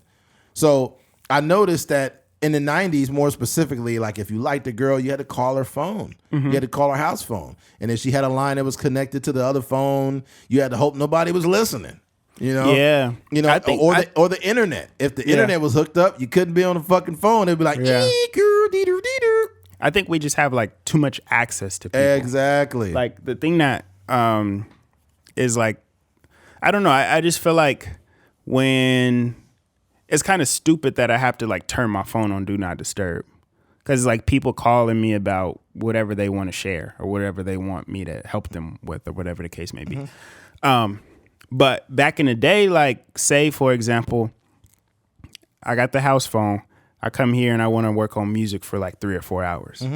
I don't have to worry about like anybody contacting me because I'm like in a space where I don't have an actual phone.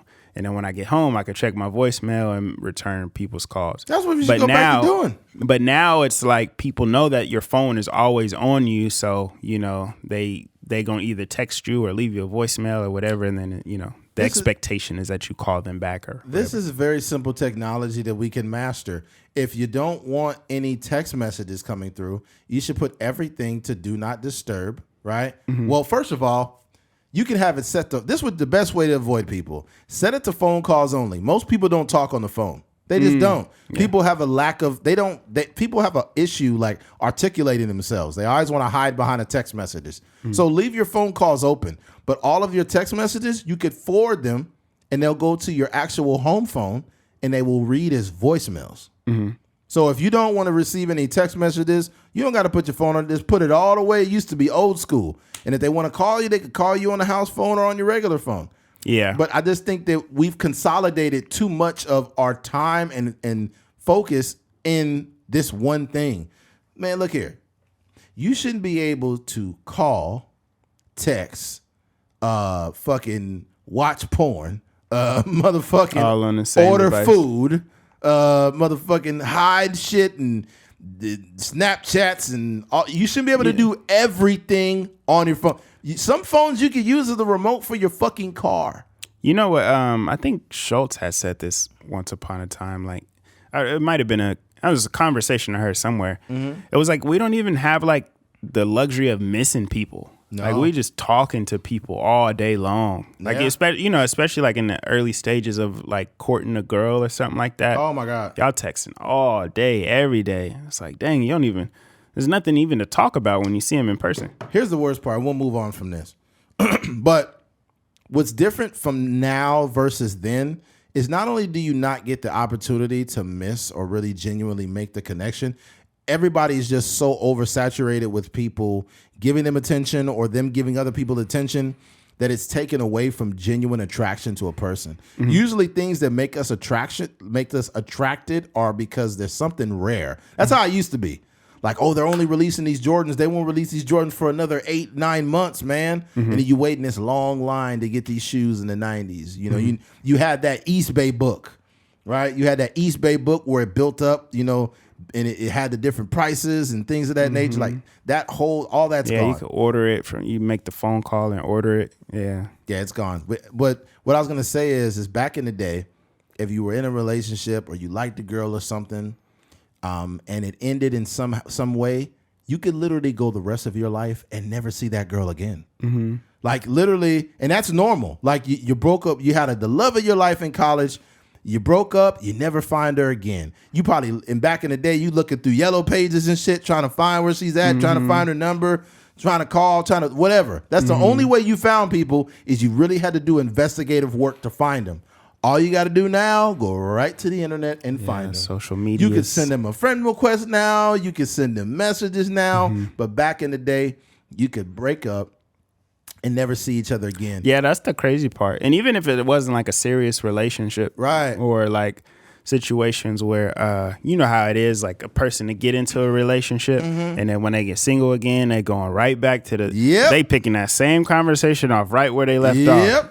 Yep. That's the issue. That's one of the reasons why there's so many divorces too. I don't want to go through a wormhole, but if you meet a chick and she had the love of her life in college back in 2006, and her and that guy broken up, and let's say that guy just never was a social media guy. He never got one, so she doesn't know where he is. All of a sudden, he creates one in 2019, and her marriage is on the rocks. And she's like, "Oh my God, have you been? I haven't heard from you since college." And then they're going back and forth. She's already. You can literally, in this era, you can literally cheat in the digital world without fucking somebody. Yeah. Like you might as well fuck already in the digital era. Yeah. Like once you start sending those messages, nigga. Yeah, it's easy to go down that wormhole. Yeah. For sure. Yeah. You and people be like, they're like late to cut people off, if that makes sense. Like they be like technically in a relationship and they'll still be talking to somebody else. Yeah. Trying to keep it friendly, keeping that door open. You'll go from being a wormhole to an asshole real fucking quick. You know what I'm saying? Yeah, that's true. Booty hole. Yeah, be specific. All right, that was a long tangent, man. We went, but I guess that's how it is. I hope the listeners liked it. Yeah, I think they'll be all right. It'll be all right. Yeah. You guys worn out yet? I know you guys are tired. Hang in there, man. We got more shit to talk about. Switching gears, Jonathan Majors. We all know Jonathan Majors from the movie Creed. I've yet to see that movie, man. Creed 3. Creed 3. I've yet to see Creed, man. So got to check it out. Recently, he was accused of like strangling or choking out his, girlfriend or, woman friend, whatever she was. Chances are, he was fucking her. Anyways, Jonathan Majors, attorney claims that woman recanted assault allegations after arrest because they had arrested him. An attorney for Jonathan Majors has claimed that the woman who accused him of assault has recanted her allegations in writing after the actor was arrested this weekend. Majors' attorney told the Los Angeles Times on Sunday that her team has obtained 2 written statements from the woman recanting the allegations. The rising movie star was arrested Saturday in New York on charges of strangulation, assault, and harassment. According to the police, Majors was taken into custody after officers responded to a 911 call from New York City apartment building on Saturday morning. And the NYPD said in a statement that Majors was involved in a domestic dispute with a 30-year-old woman who told the police she was assaulted. The woman was transported to local hospital with minor injuries to her head and neck. She was in stable conditions as of Sunday morning. Sandre maintains that her client is completely innocent and probably the victim of an altercation with a woman he knows. In a statement released shortly after the arrest, Sandre claimed that the woman was having an emotional crisis for which she was taken to the hospital and that Majors did not assault her. Majors' team said that they are quickly gathering and presenting evidence, including video footage from the vehicle where the episode took place and testimony from witness to the district attorney, and expect the charges to be dropped soon. Okay. TMZ gonna have that footage in 3 days. The footage will be out showing what went on. So she recanted her story. And we're gonna go from the top to the bottom of this one. Here's what I don't like. When I initially heard the story yesterday, this is what I said. I don't think anything about this. That's the first thing I told myself. The reason why is this. I can't think anything about it. Am I supposed to say, bad, Jonathan Majors, you hit a woman? Or am I supposed to say, bad accuser, you're a liar?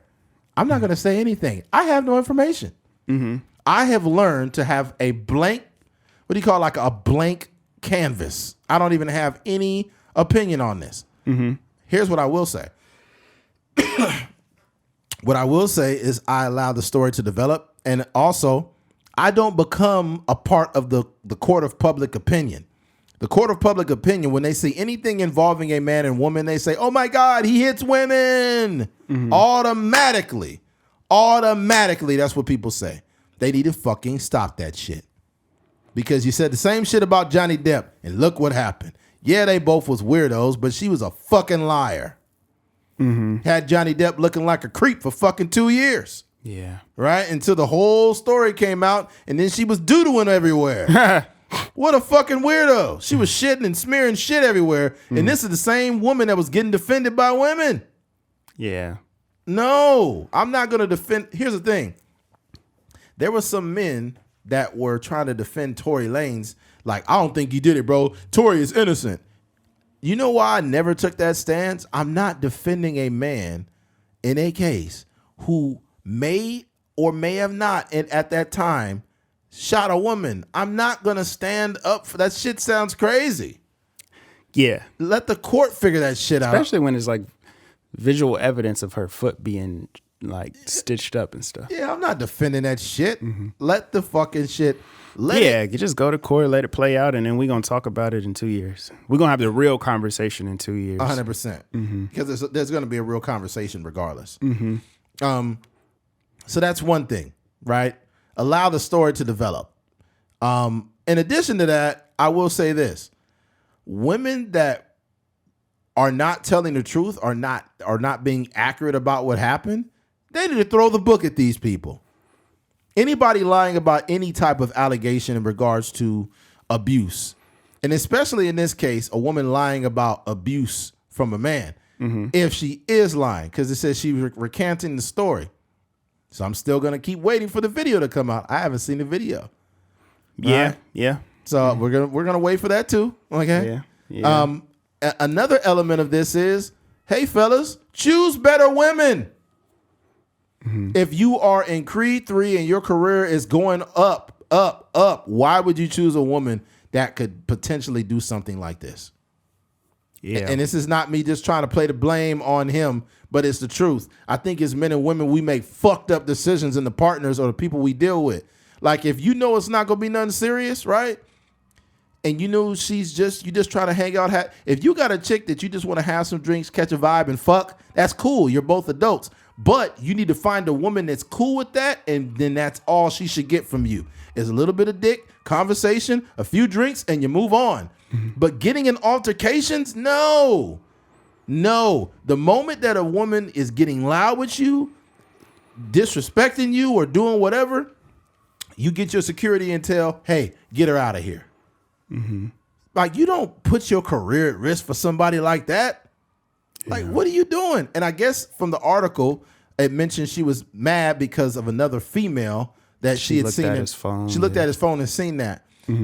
This is a big FYI to the ladies listening. Hey, ladies, I know it's not a bunch of you to listen to this, but let's be careful. I mean, let's be clear when I say this. If you so happen to get the attention of Chris Brown or Jonathan Majors or Michael B. Jordan or an NFL or NBA player, are you really dumb enough to think that he's just fucking you? Do you really think he's just fucking you? You got to be dumb if you believe that.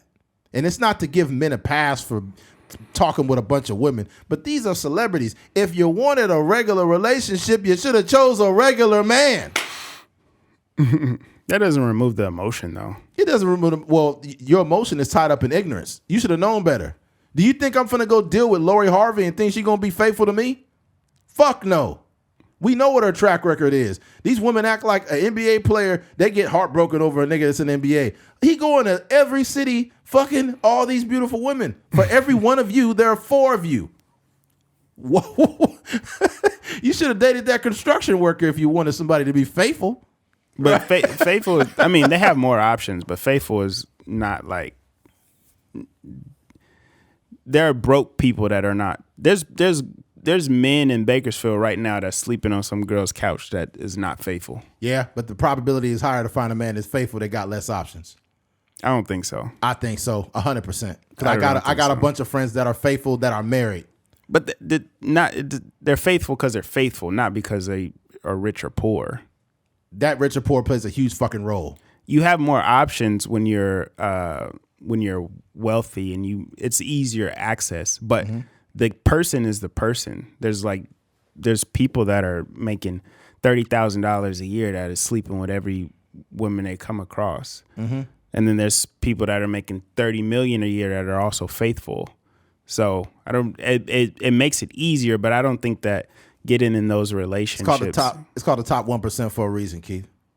They're the top 1% because they make money. It's not because they're faithful or not faithful. Yeah, but I'm just saying, you got more money, you got more options. How many motherfuckers you think getting pussy out there? It's a bunch of old. Why do you think you keep hearing stories of NFL owners and fucking what's the owner? Robert Kraft getting well, his wife, I think she passed. I'm just saying, I know in my friends, my actual close friends, I could probably name like 4 or 5 of them that cheated on they partners, girlfriends, whatever the case may be, and they not rich by any means. Well, there's a thing called looks and status too, so you still get options. You could be a dude that's not doing so well, but if you're handsome and you're 6'3" and you're in good shape, you still gonna get some pussy. Like, that's just the truth about it. If you're an average looking dude, like, you have less or more options depending on what those things are, what those variables are. And in this case, you got Jonathan Majors in one of the biggest movies in America. Women like guys like that. They're gonna, and even if, let's say he was faithful, just the idea, I guess, just looking at it, you would assume that he's fucking a bunch of women just because of how many women throw themselves at guys like that. Like it's happening nonstop. This dude probably can't walk out the door without women throwing pussy at him. Yeah. I feel bad for him. No, I really don't, actually. Yeah. But He had his shirt off the whole movie. yeah, this Makes it guy. easy. Here's the thing, too. Like, I just, this is my personal opinion. I think you got to be stupid if you are dating a guy like that and you think that this guy is just gonna be faithful to you. I'm sorry. If that's what you're aiming for, like if you say, I want to date an NFL player or an NBA player, if that's because there's women like that's what they want and they can have that, but they got to take what come with it. That's like me saying, I love strippers, but she need to be faithful to me. Nigga, what kind of world do you live in? Like, you know what I'm saying? You're like, what kind of world do you live in? She going up and down that pole for money. She meeting all kind of dudes all day long. Like, you got to be out your mind. But anyways, that's neither here nor there. She got mad at the situation, and that happened. I'm still waiting for the story to develop. Ultimately, what I don't like is the fact that we're real quick to pass judgment. Whether it's a dude saying, "Oh, she lying," or she probably a white girl. You don't know what she is. If she's white, black, we don't know what she is. So I heard somebody say, well, "That's what he get for not dating sisters." It's like, it don't got nothing to do with her being black or white, whatever. We don't even know what race the girl is. Yeah, I mean, there's domestic disputes between black women, white women, Mexican women. Yeah, I don't think her ethnicity matters. it don't matter. No, I don't. Yeah, but I think I don't know. I think when I first heard it, I was like, man, this is kind of disappointing. Like, you get your first. I won't say it's first, but one of his first, huge opportunities to play in a big blockbuster movie, and then weeks after the movie comes out, you hear this domestic, and you almost just like, dude's career is pretty much over, especially dealing with like, Warner Brothers production, being in a Disney Marvel movie. And then, I'm sure he has a film that's in the, like Sundance Film Festival right now that's that's garnering some critical acclaim, and it's just like it's going to be an avalanche in the next coming years, and right when his career starts, he has this situation. But it's kind of a relief to know that the girl is redacting her statements or whatever the case may be, because I don't know, that's just unfortunate, man. Especially being a black man, I think we only get so many opportunities in terms of like really, we just, they did these comparisons between like Ezra Miller. Ezra Miller is the guy that plays Flash, or they did Dana White and all these other things. And they showed how easy they got off in comparison to what, Jonathan Majors, they pulled a commercial. It was like an Army commercial or something he was in. They pulled the commercial right off the air. Yeah, two of them got pulled. Yeah, know. And, and then they showed the thing from ESPN from Dana White, and they were like basically saying like executives at ESPN suggested they not write so many articles about Dana White. It's like, yo, you getting commercials pulled versus like making a suggestion to writers. Like, come on, dog. That's just the disparity. So I just think, I hope this is not real. I hope his lawyer is, or that his lawyer is able to, pull up this evidence or pull up this video and really, wipe his hands with this whole situation, because that's not good at all. Yeah, the same way he put himself in position for that movie, you have to put yourself in position in life. You cannot have this happen. You cannot have this happen. You cannot have this happen. You can't. You cannot. You are better off fucking going celibate than dealing with women that could get you in this situation. If you cannot find a genuine woman who just wants to hang out, or literally, because you never heard some shit like, I haven't heard anything like this with Drake. Except for that, his baby mama's the only thing that, that's the only like scandal he's had. But he's done a decent job when it comes to not really having a bunch of shit going on with women. Like when you are at the top, he might still have to get used to his newfound fame, because he's been in some movies before, but nothing like this.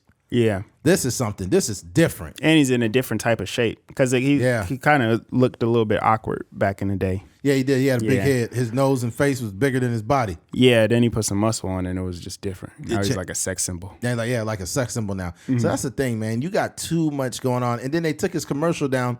But here's the problem I have. There's a disparity also. You mentioned the race thing with Dana White. Dana White owns UFC. They ain't got nothing on him. So I think we would need a comparable piece, right? You mentioned Ezra Miller or whatever like that. I will say this. When it comes to him, I think that due to an underreaction, it caused the overreaction. Back in the day, there were women that made, claims of either being sexually assaulted or hit by men or whatever. And due to many of those situations not getting and receiving the energy that they should have, it caused a cultural overreaction. So if a woman says, he's looking at me too hard, the man gets in trouble. Oh, he's doing this, the man gets in trouble. And it's due to the underreaction many years ago that now there is an overreaction to what anything women say. Yeah. And even if she's fucking lying, right? This is going to be the initial thing. And this still might ruin future opportunities because there are some people that will say like, I don't think this guy is reliable. I know he wasn't guilty of it, but he should have never been in that position in the first place. There are people who do this. There are people who will look at that and consider it a stain on his career. And not only that, you look at the disparity with how women and men are treated in these situations. And this is completely different, but it's still a scandal, so I got to bring it up. Jada Pinkett fucked her son's friend, which would be considered grooming if Will Smith did it to Willow's friend, and was able to still have a Red Table Talk show. Think about that. She's able to get on TV after having a sex scandal while being married with her son's friend. A man could never get away with that shit. Not today. Yeah. If Will Smith was fucking a 19-year-old friend of Willow's, that nigga would be canceled. I think there's a better example. There's like Hope, what's her name? Hope Solo, the soccer player. What about her? She was in like a domestic, she was like beating up her boyfriend or something like that. Oh, Jeremy Stevens, the tight end, the black guy? That was her boyfriend? That's her husband. That's her husband now? I don't know. She was in some domestic violence thing. I don't know if it was with him, but and even Brittany Griner, those are situations that just kind of blew over because when we think about domestic violence, we generally think about men. Yeah. Yeah, Brittany Griner was beating on her girlfriend, got in trouble for it. Yeah. Yeah, so they like free BG, and her girlfriend was like, please, not yet. Don't let that nigga out. Don't let that nigga out here yet. That nigga keep putting his hands on me. Yeah. I'm gonna keep it real. Like, and this gonna sound horrible, but Brittany Griner got that real deep voice. I've never put my hands on a woman in my life, and I don't plan to ever do that. But if Brittany Griner put her hands on me, I'm socking her motherfucking hand. Oh, you hit me. I'm like, that's a man. Nigga, just go to the Clippers, man. Go to the Clippers. That's crazy. I'm just kidding. She definitely play oop in the G League. Yeah, that's man. She would get killed in the G League. How tall is Brittany Griner? Like 6'8", maybe. Really? Let me check. Yeah, she's pretty tall. Yeah, she's super tall. I think Kevin Durant said something to her. She was like, "Ha ha ha ha, you crazy." I'm like, "Oh God." She got a deeper voice than Kevin Durant. Yeah, Kevin Durant was like, "Yeah, that's real, whatever." She's like, "Ha ha ha ha." Sound like a fucking, sound like a super villain. All right, 6'9". 6'9". Yeah, she My up there. God. Yeah, super tall. 32. I remember she went to Baylor, I believe. Mm-hmm. Yeah. She was killing at Baylor. Yeah. Oh my God. Showing her and her girlfriend. I'm on her website. Well, not her website. I'm on her TikTok. Dang, her girlfriend looked good. Or her wife. That was like a. Jeez. Wow. That whole situation kind of quieted down, huh? What? Brittany Griner? Mm-hmm. Oh, it did. As soon as she got out, didn't nobody care. Yeah, and people. There's the thing though. You got to be careful. Domestic violence. Mm-hmm. There was actually some women that said they were in lesbian relationships. I seen it on TikTok. They said my girlfriend was beating the shit out of me, and no one gave a fuck. Mm-hmm. and said it was happening for a while. I even reported it, but it was like the police would get there or whatever, and it just wasn't treated with the same energy if it was a man. Yeah, it's just that's a society we live in, which is man. unfortunate. Yeah. We have selective morality. But also, like, leave the relationship. Yeah, that's true. Don't look for obviously the police is supposed to do their job, but like, if you talking about, oh, my girlfriend was beating my ass for years, like, nigga, you stayed in a relationship. Yeah. Yeah. That's true. Yeah. I think, we just have to take responsibility for, and I kind of going back to what you were saying about Jonathan Majors, like, when you are a celebrity, and maybe, I'm sure Michael B. Jordan might have a conversation with him about, just moving a certain way. Cause, like same thing you said about Drake, same thing about Michael B. Jordan. Like he seems very calculated with his relationships. And, we do see him out every now and then with, different females and stuff like that. The only real relationship we seen was with Lori Harvey. But I don't know. You just move a certain kind of way. You know what I mean? And I think that's the biggest thing when you got a certain status. And like you said, like a lot of times, like this situation is probably not the first of its kind.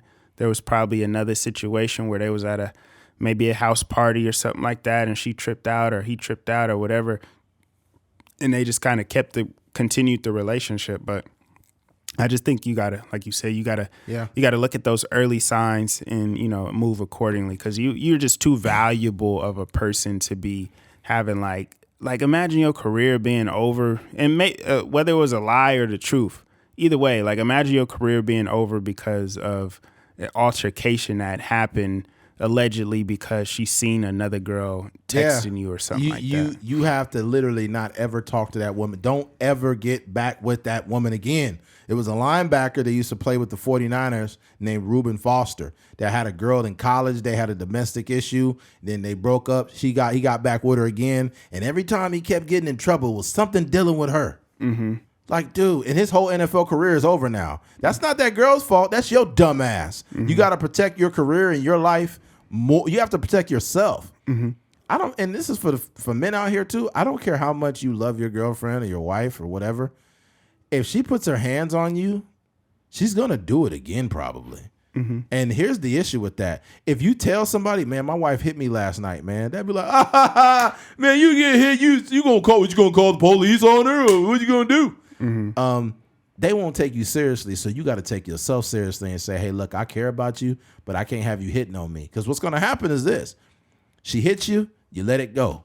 6 months later, she hits you again. 2 months later, she hits you again. 5 months later, now she got a knife trying to fucking kill you. And you should have learned the first couple times she did that. You don't let women hit you, man. You don't got to hit them. Get the fuck away from them. Mm-hmm. If a woman that has no issue resolution skills whatsoever, if she's just screaming in your face, this is what women, most of them, I don't know if they all don't understand it or not, especially when they're dealing with a man that's physically strong like a Jonathan Majors or a Michael B. Jordan or me or Keith or whoever. Mm-hmm. When women are jumping in a man's face, they have to know that this man's not going to hit them. This is why they're doing it. Me personally, I would never get in another man's face because now I'm in his personal space and I understand. You got to get ready to fight. He's ready to fight me because the aggression. Mm-hmm. And I will say this right here too. Ladies, please, for protection of yourself, do not get in a man's face. Because the moment you expect him not to hit you, he gonna slap the fucking shit out of you. And now you're on the ground bleeding. Assuming that this man wouldn't do it. Right? Yeah. You got to, women, protect yourself. Fellas, protect yourself. Mm-hmm. That's my message. Should nobody be hitting nobody. Yeah. Nobody's be hitting nobody. Right? Yeah, just keep your hands to yourself. Keep your hands to yourself. And you said something too. And you don't want to get conspiratorial about it, but I got to bring it up. It was a great point. We're just saying this, right? Now, I don't want to say playing devil's advocate, but imagine this. Imagine, she recanted her story, but also you do a better job. Go ahead and explain what you were saying. Yeah, and I don't even, this is just an idea. And I want to tread lightly because like 100%. I'm a filmmaker and stuff like that. 100%. So, I don't have any ill will towards nobody. No. But basically, I'll put it to you like this. When Aaron Hernandez, Jameis Winston, when they were in college, there was a lot going on, especially Aaron Hernandez in terms of like violence, fighting at clubs and all these other things. And because it's Florida University, you know, the university where Gatorade was created and, you know, multi-million-dollar endowment and stuff like that. A lot of things get swept under the rug because it's, you know, he's the star on the team, or Jameis Winston is the star quarterback. And these things, you know, there's documentaries that come out and they document certain things, and there's, you know, police reports of things happening, and they just get, you know, Urban Meyer might make a call to the police department or whatever, and he might have to pop up at some, you know, the police versus firefighter basketball game, and then, you know, take some pictures with a couple wives and stuff, and then everything is just kind of swept away. So I just say that to say that there's, you know, there's power in Warner Brothers, there's power in Disney and stuff like that. So this is also, you know, a possibility where, you know, things could have been like, you know, swept under the rug, or, you know, there've been an exchange of, you know, imposing, you know, organization on somebody. And then, you know, that may be part of the reason why this, you know, this statement comes out afterwards or whatever, you know. But I think, you know, at the end of the day, we'll see what that video looked like, because I already know TMZ is working on.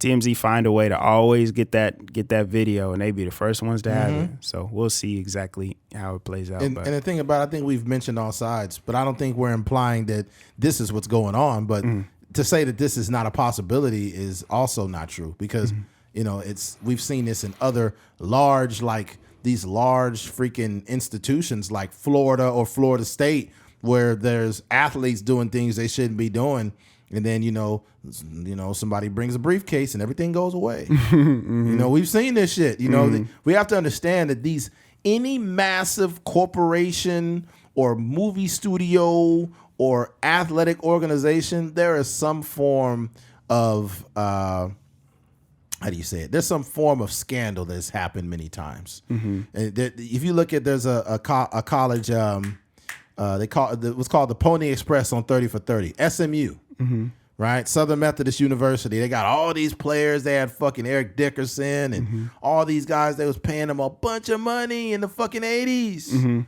right? And they end up getting the death penalty, which means they didn't have no football for a while. Scholarships. Yeah, so this is the thing, man. Like, we're not saying that this is what happened with him and she's recanting her story or whatever, but we've given all sides. The fact that he's not responsible. He's being with a woman that's not really fit for him, which is his mistake. Also, she could be lying.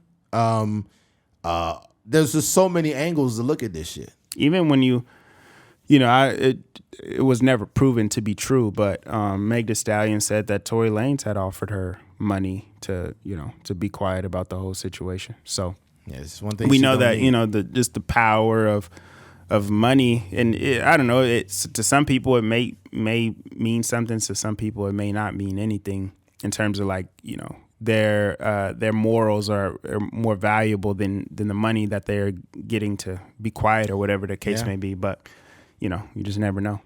I don't know what Meg is going to come out with, but it's going to be massive. I don't know what it's either going to be some type of a movie or some type of massive deal, or it's going to be some type of conversation. I don't know. Last time Meg popped up recently, she just looked way better though. I don't know what it is. Really? Man. Oh, she had like a little natural hairstyle. Yeah, she was looking good. Her skin was popping. She was real physically fit.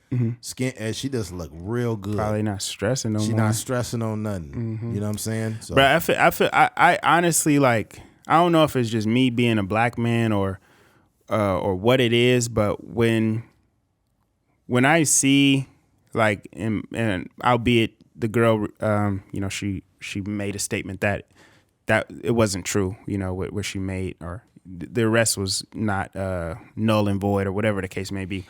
But Jonathan Majors, Tory Lanez, when I see these situations, I be genuinely like I feel like a sense of sadness, you know, because I'm just like, bruh, just, you know, seeing another black man going to prison for stuff that could have been, you know, easily prevented if, you know, if you got your head on straight. But yeah, it's just crazy. I think that ultimately, I don't really feel that way. I feel like I don't feel a sense of sadness. I feel a sense of waste.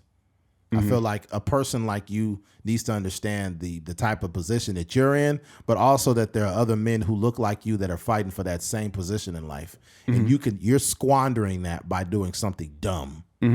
You're squandering that position by dealing with women who can get you in trouble, right?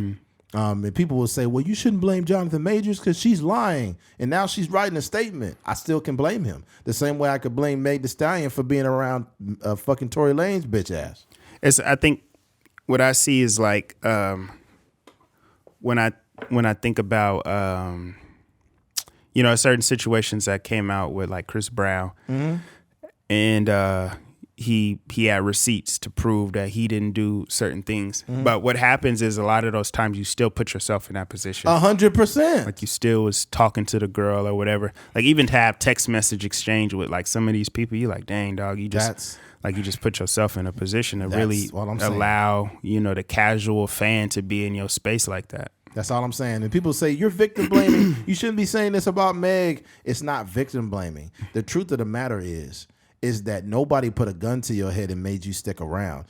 There are people. Well, no, that was after the fact. That was later. The gun part came up later.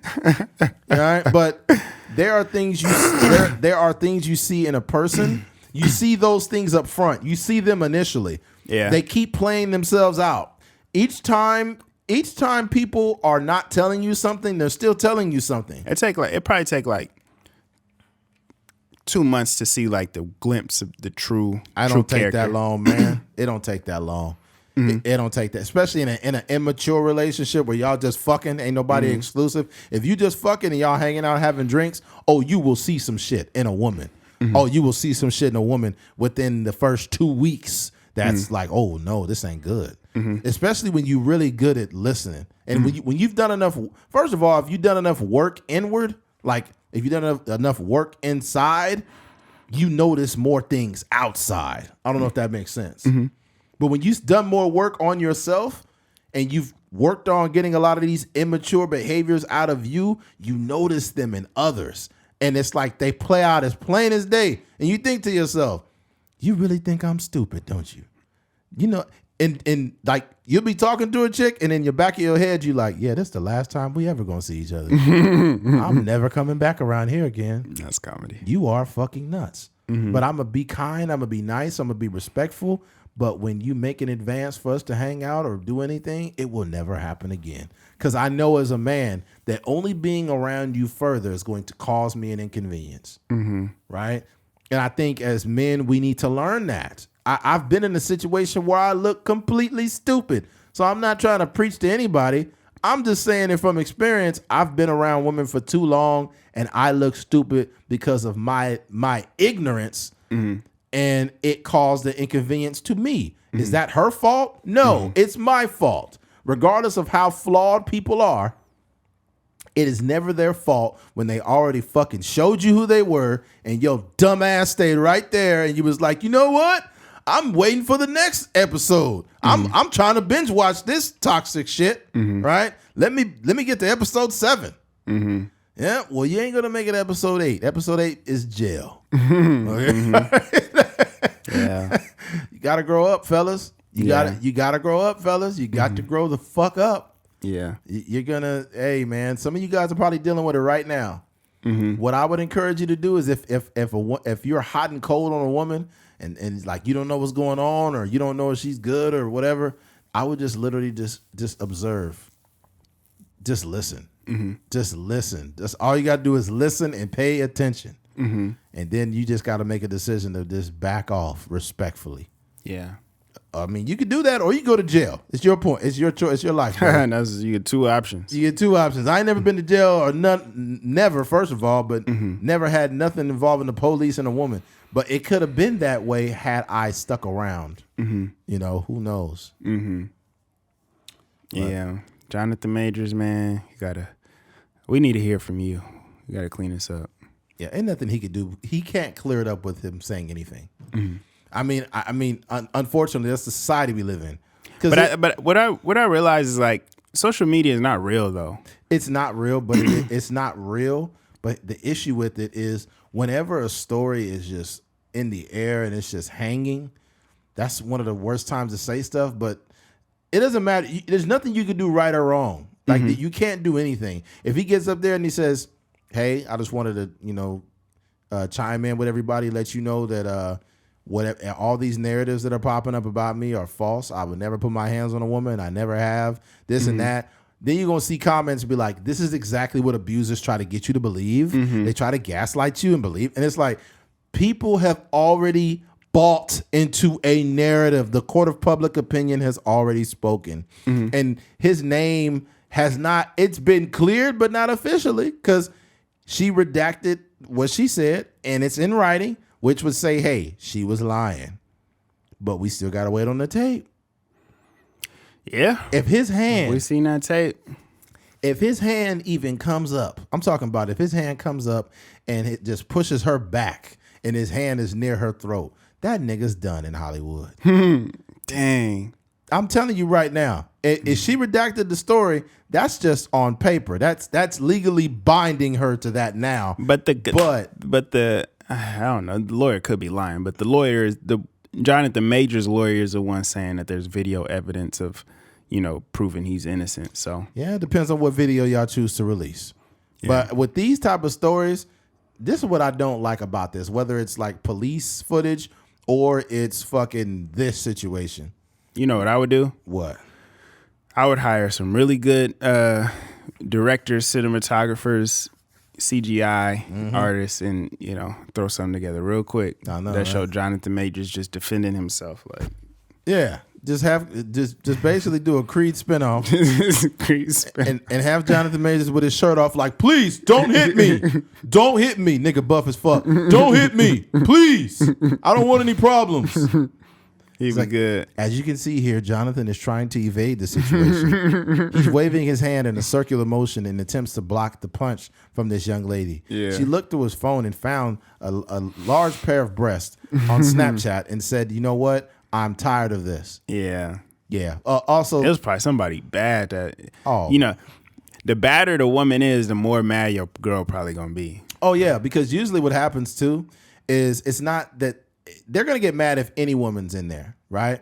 But if it's a woman that has something they don't, like if you got a girl that's just really naturally very pretty, nice little body, but then the girl that's hitting you up, they see a picture, her booty all fat. There's Meg to see. It was probably Meg the Stallion sliding in his DMs. Her waist is all little, big old breasts. You're white, she's black. Yeah. It'd be shit like that. Like, it was Ice Spice sending him a little meme or something. Yeah, Ice Spice sending him that light skinned booty, that big afro. That shit crazy. Either way, because women don't admit it, it could be like you with a black girl and then you get a message of this fine white girl and she's like, a white girl, really? Or it's a white girl and she get a video and it's some black girl with a big old booty and she's like, really, Dante, you're gonna leave me? Yeah. So you never know. I always knew you like black girls. He's disappointed that he liked black girls. And he black. Yeah. Ain't that crazy? You gonna leave me for that? You mean a black woman? My mama black. Like, what are you talking about? That's wild, bro. Yeah. So I'm curious to see if I don't know. I think I have a strong feeling that me and you are gonna be revisiting this conversation. Yeah. I mean, every day we getting updates. So I think for me, and this is like kind of like a very minimal or very meaningless statement. I'm glad this happened after all the numbers, came in for the movie. Because if it happened, a week before the release, like it just would have tainted the rollout for the movie. And this is obviously like Michael B. Jordan's directorial debut, and he broke records with the movie and stuff like that. So I'm just glad it kind of. It just for me as a filmmaker, what it does is it gives more black young filmmakers opportunities to to in the future just to have some belief, for somebody to want to bet on me, so yeah. There are some people that will consider that statement problematic. because they're saying you care more about the projection of a film than females being abused by men. And that comes from people already buying into a narrative. They've already decided that Jonathan Majors hit this woman. And they're like, why would Keith even dare mention this film? The film is not important. It's not important. And it's like, well, I don't think Keith's looking at it like that. Yeah, But I think when you're extremely an objective person and you don't dig your heels into a narrative, you tend to like feel so many ways about something that it pisses other people off because they're not open-minded enough to really do that. Yeah. And I think, like we said, the situation is going to play out, but if it comes out as stands, and that happened before Creed 3 came out, it would have been like, the whole conversation wouldn't have been about Michael B. Jordan being corny. It would have been about Jonathan Majors putting his hands on his woman. 100%. Like we made a statement earlier. It was like, yo, Trump got to be the funniest president ever. You imagine somebody that's like dug their heels into a narrative. They'd be like, what's so funny about racism? Huh? Why y'all think it's funny for him to be a racist? You'd be yeah. Like, bro. Yeah. Just chill out. It's just so serious. It's just bro. so serious, dude. Chill the fuck out. Yeah. And then we did those Trump impressions for a while. They were like, oh, I got to turn this off. There are some people that go to comedy shows to be offended too. Yeah. It's like, oh. Just to be mad. Pay $30, $40 for a ticket to be in there mad. There was this white comedian that was cracking a black joke, but it was funny. He said this girl got mad and said something, and she was like, he said, what's funny is when I crack black jokes, they laugh hardest at my jokes about them. He's like, but I'm not worried about what a Karen thinks. I'm worried about what black people think. And then he cracked this black joke. That shit was funny. He's like, I had a joke about black people being late to everything, and I didn't want to offend them, so I did it at the beginning. That's comedy. And this black dude was like, ha, ha, ha, ha. And then he was like, you like that one, bro? He's like, yeah. And then the lady was offended. The white girl? Yeah. I'm like, why are you? That's the problem with these extremely, extremely liberal people. Like, how can you be offended on my behalf as a black person, and I'm not even offended? Like, get the fuck out of here. Yeah. It's probably some girl with blue hair. Yeah. I'm mad at everything. Yeah. And she got all the pronouns. Yeah. He, she, her, them, they. Yeah, you hogging all the pronouns.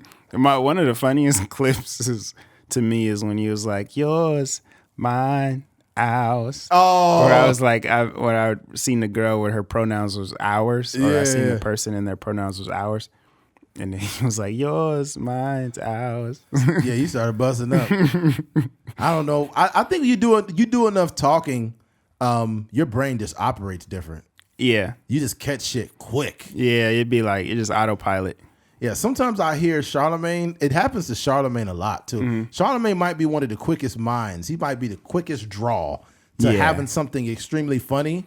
Like, I remember they were talking about some super creative stuff. Bro, he said something on Brilliant It Is that had me fucking crying. They were talking about, like, different Marvel movies and shit like that. And then they started talking about, like, gender. And he said, they have this pronoun, and then Charlemagne was like, yeah, the agenders. Yeah. Instead of the Avengers, I started fucking laughing. I was like, oh my God. Yeah, they have a good combo because sometimes, it's just you talking for 2 hours, hour and a half or whatever. So sometimes the jokes is not going to be that funny. Yeah. But sometimes like Schultz is saying some stuff like he's amazing at improv on stage.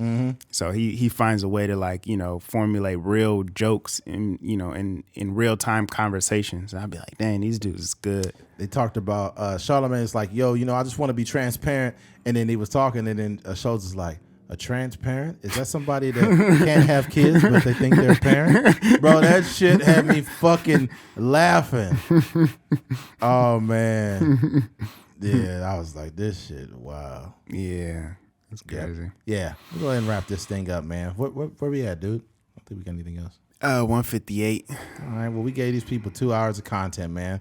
I hope that my hope when people listen to this podcast is that when you're in transit where you're going, if you're going to work or if you're at work or wherever you're doing, I just want you to have a good time, man. That's my. I hope that you're having a good time when you listen to this. Yeah. As fun as it is for me and Keith to record it. Right. Now remember, okay, you can head on over to ATMPOD for the Cash App. It should be towards the bottom of the screen. Make sure you head over to YouTube and subscribe. Tell your friends about it. The word of mouth is very powerful, folks.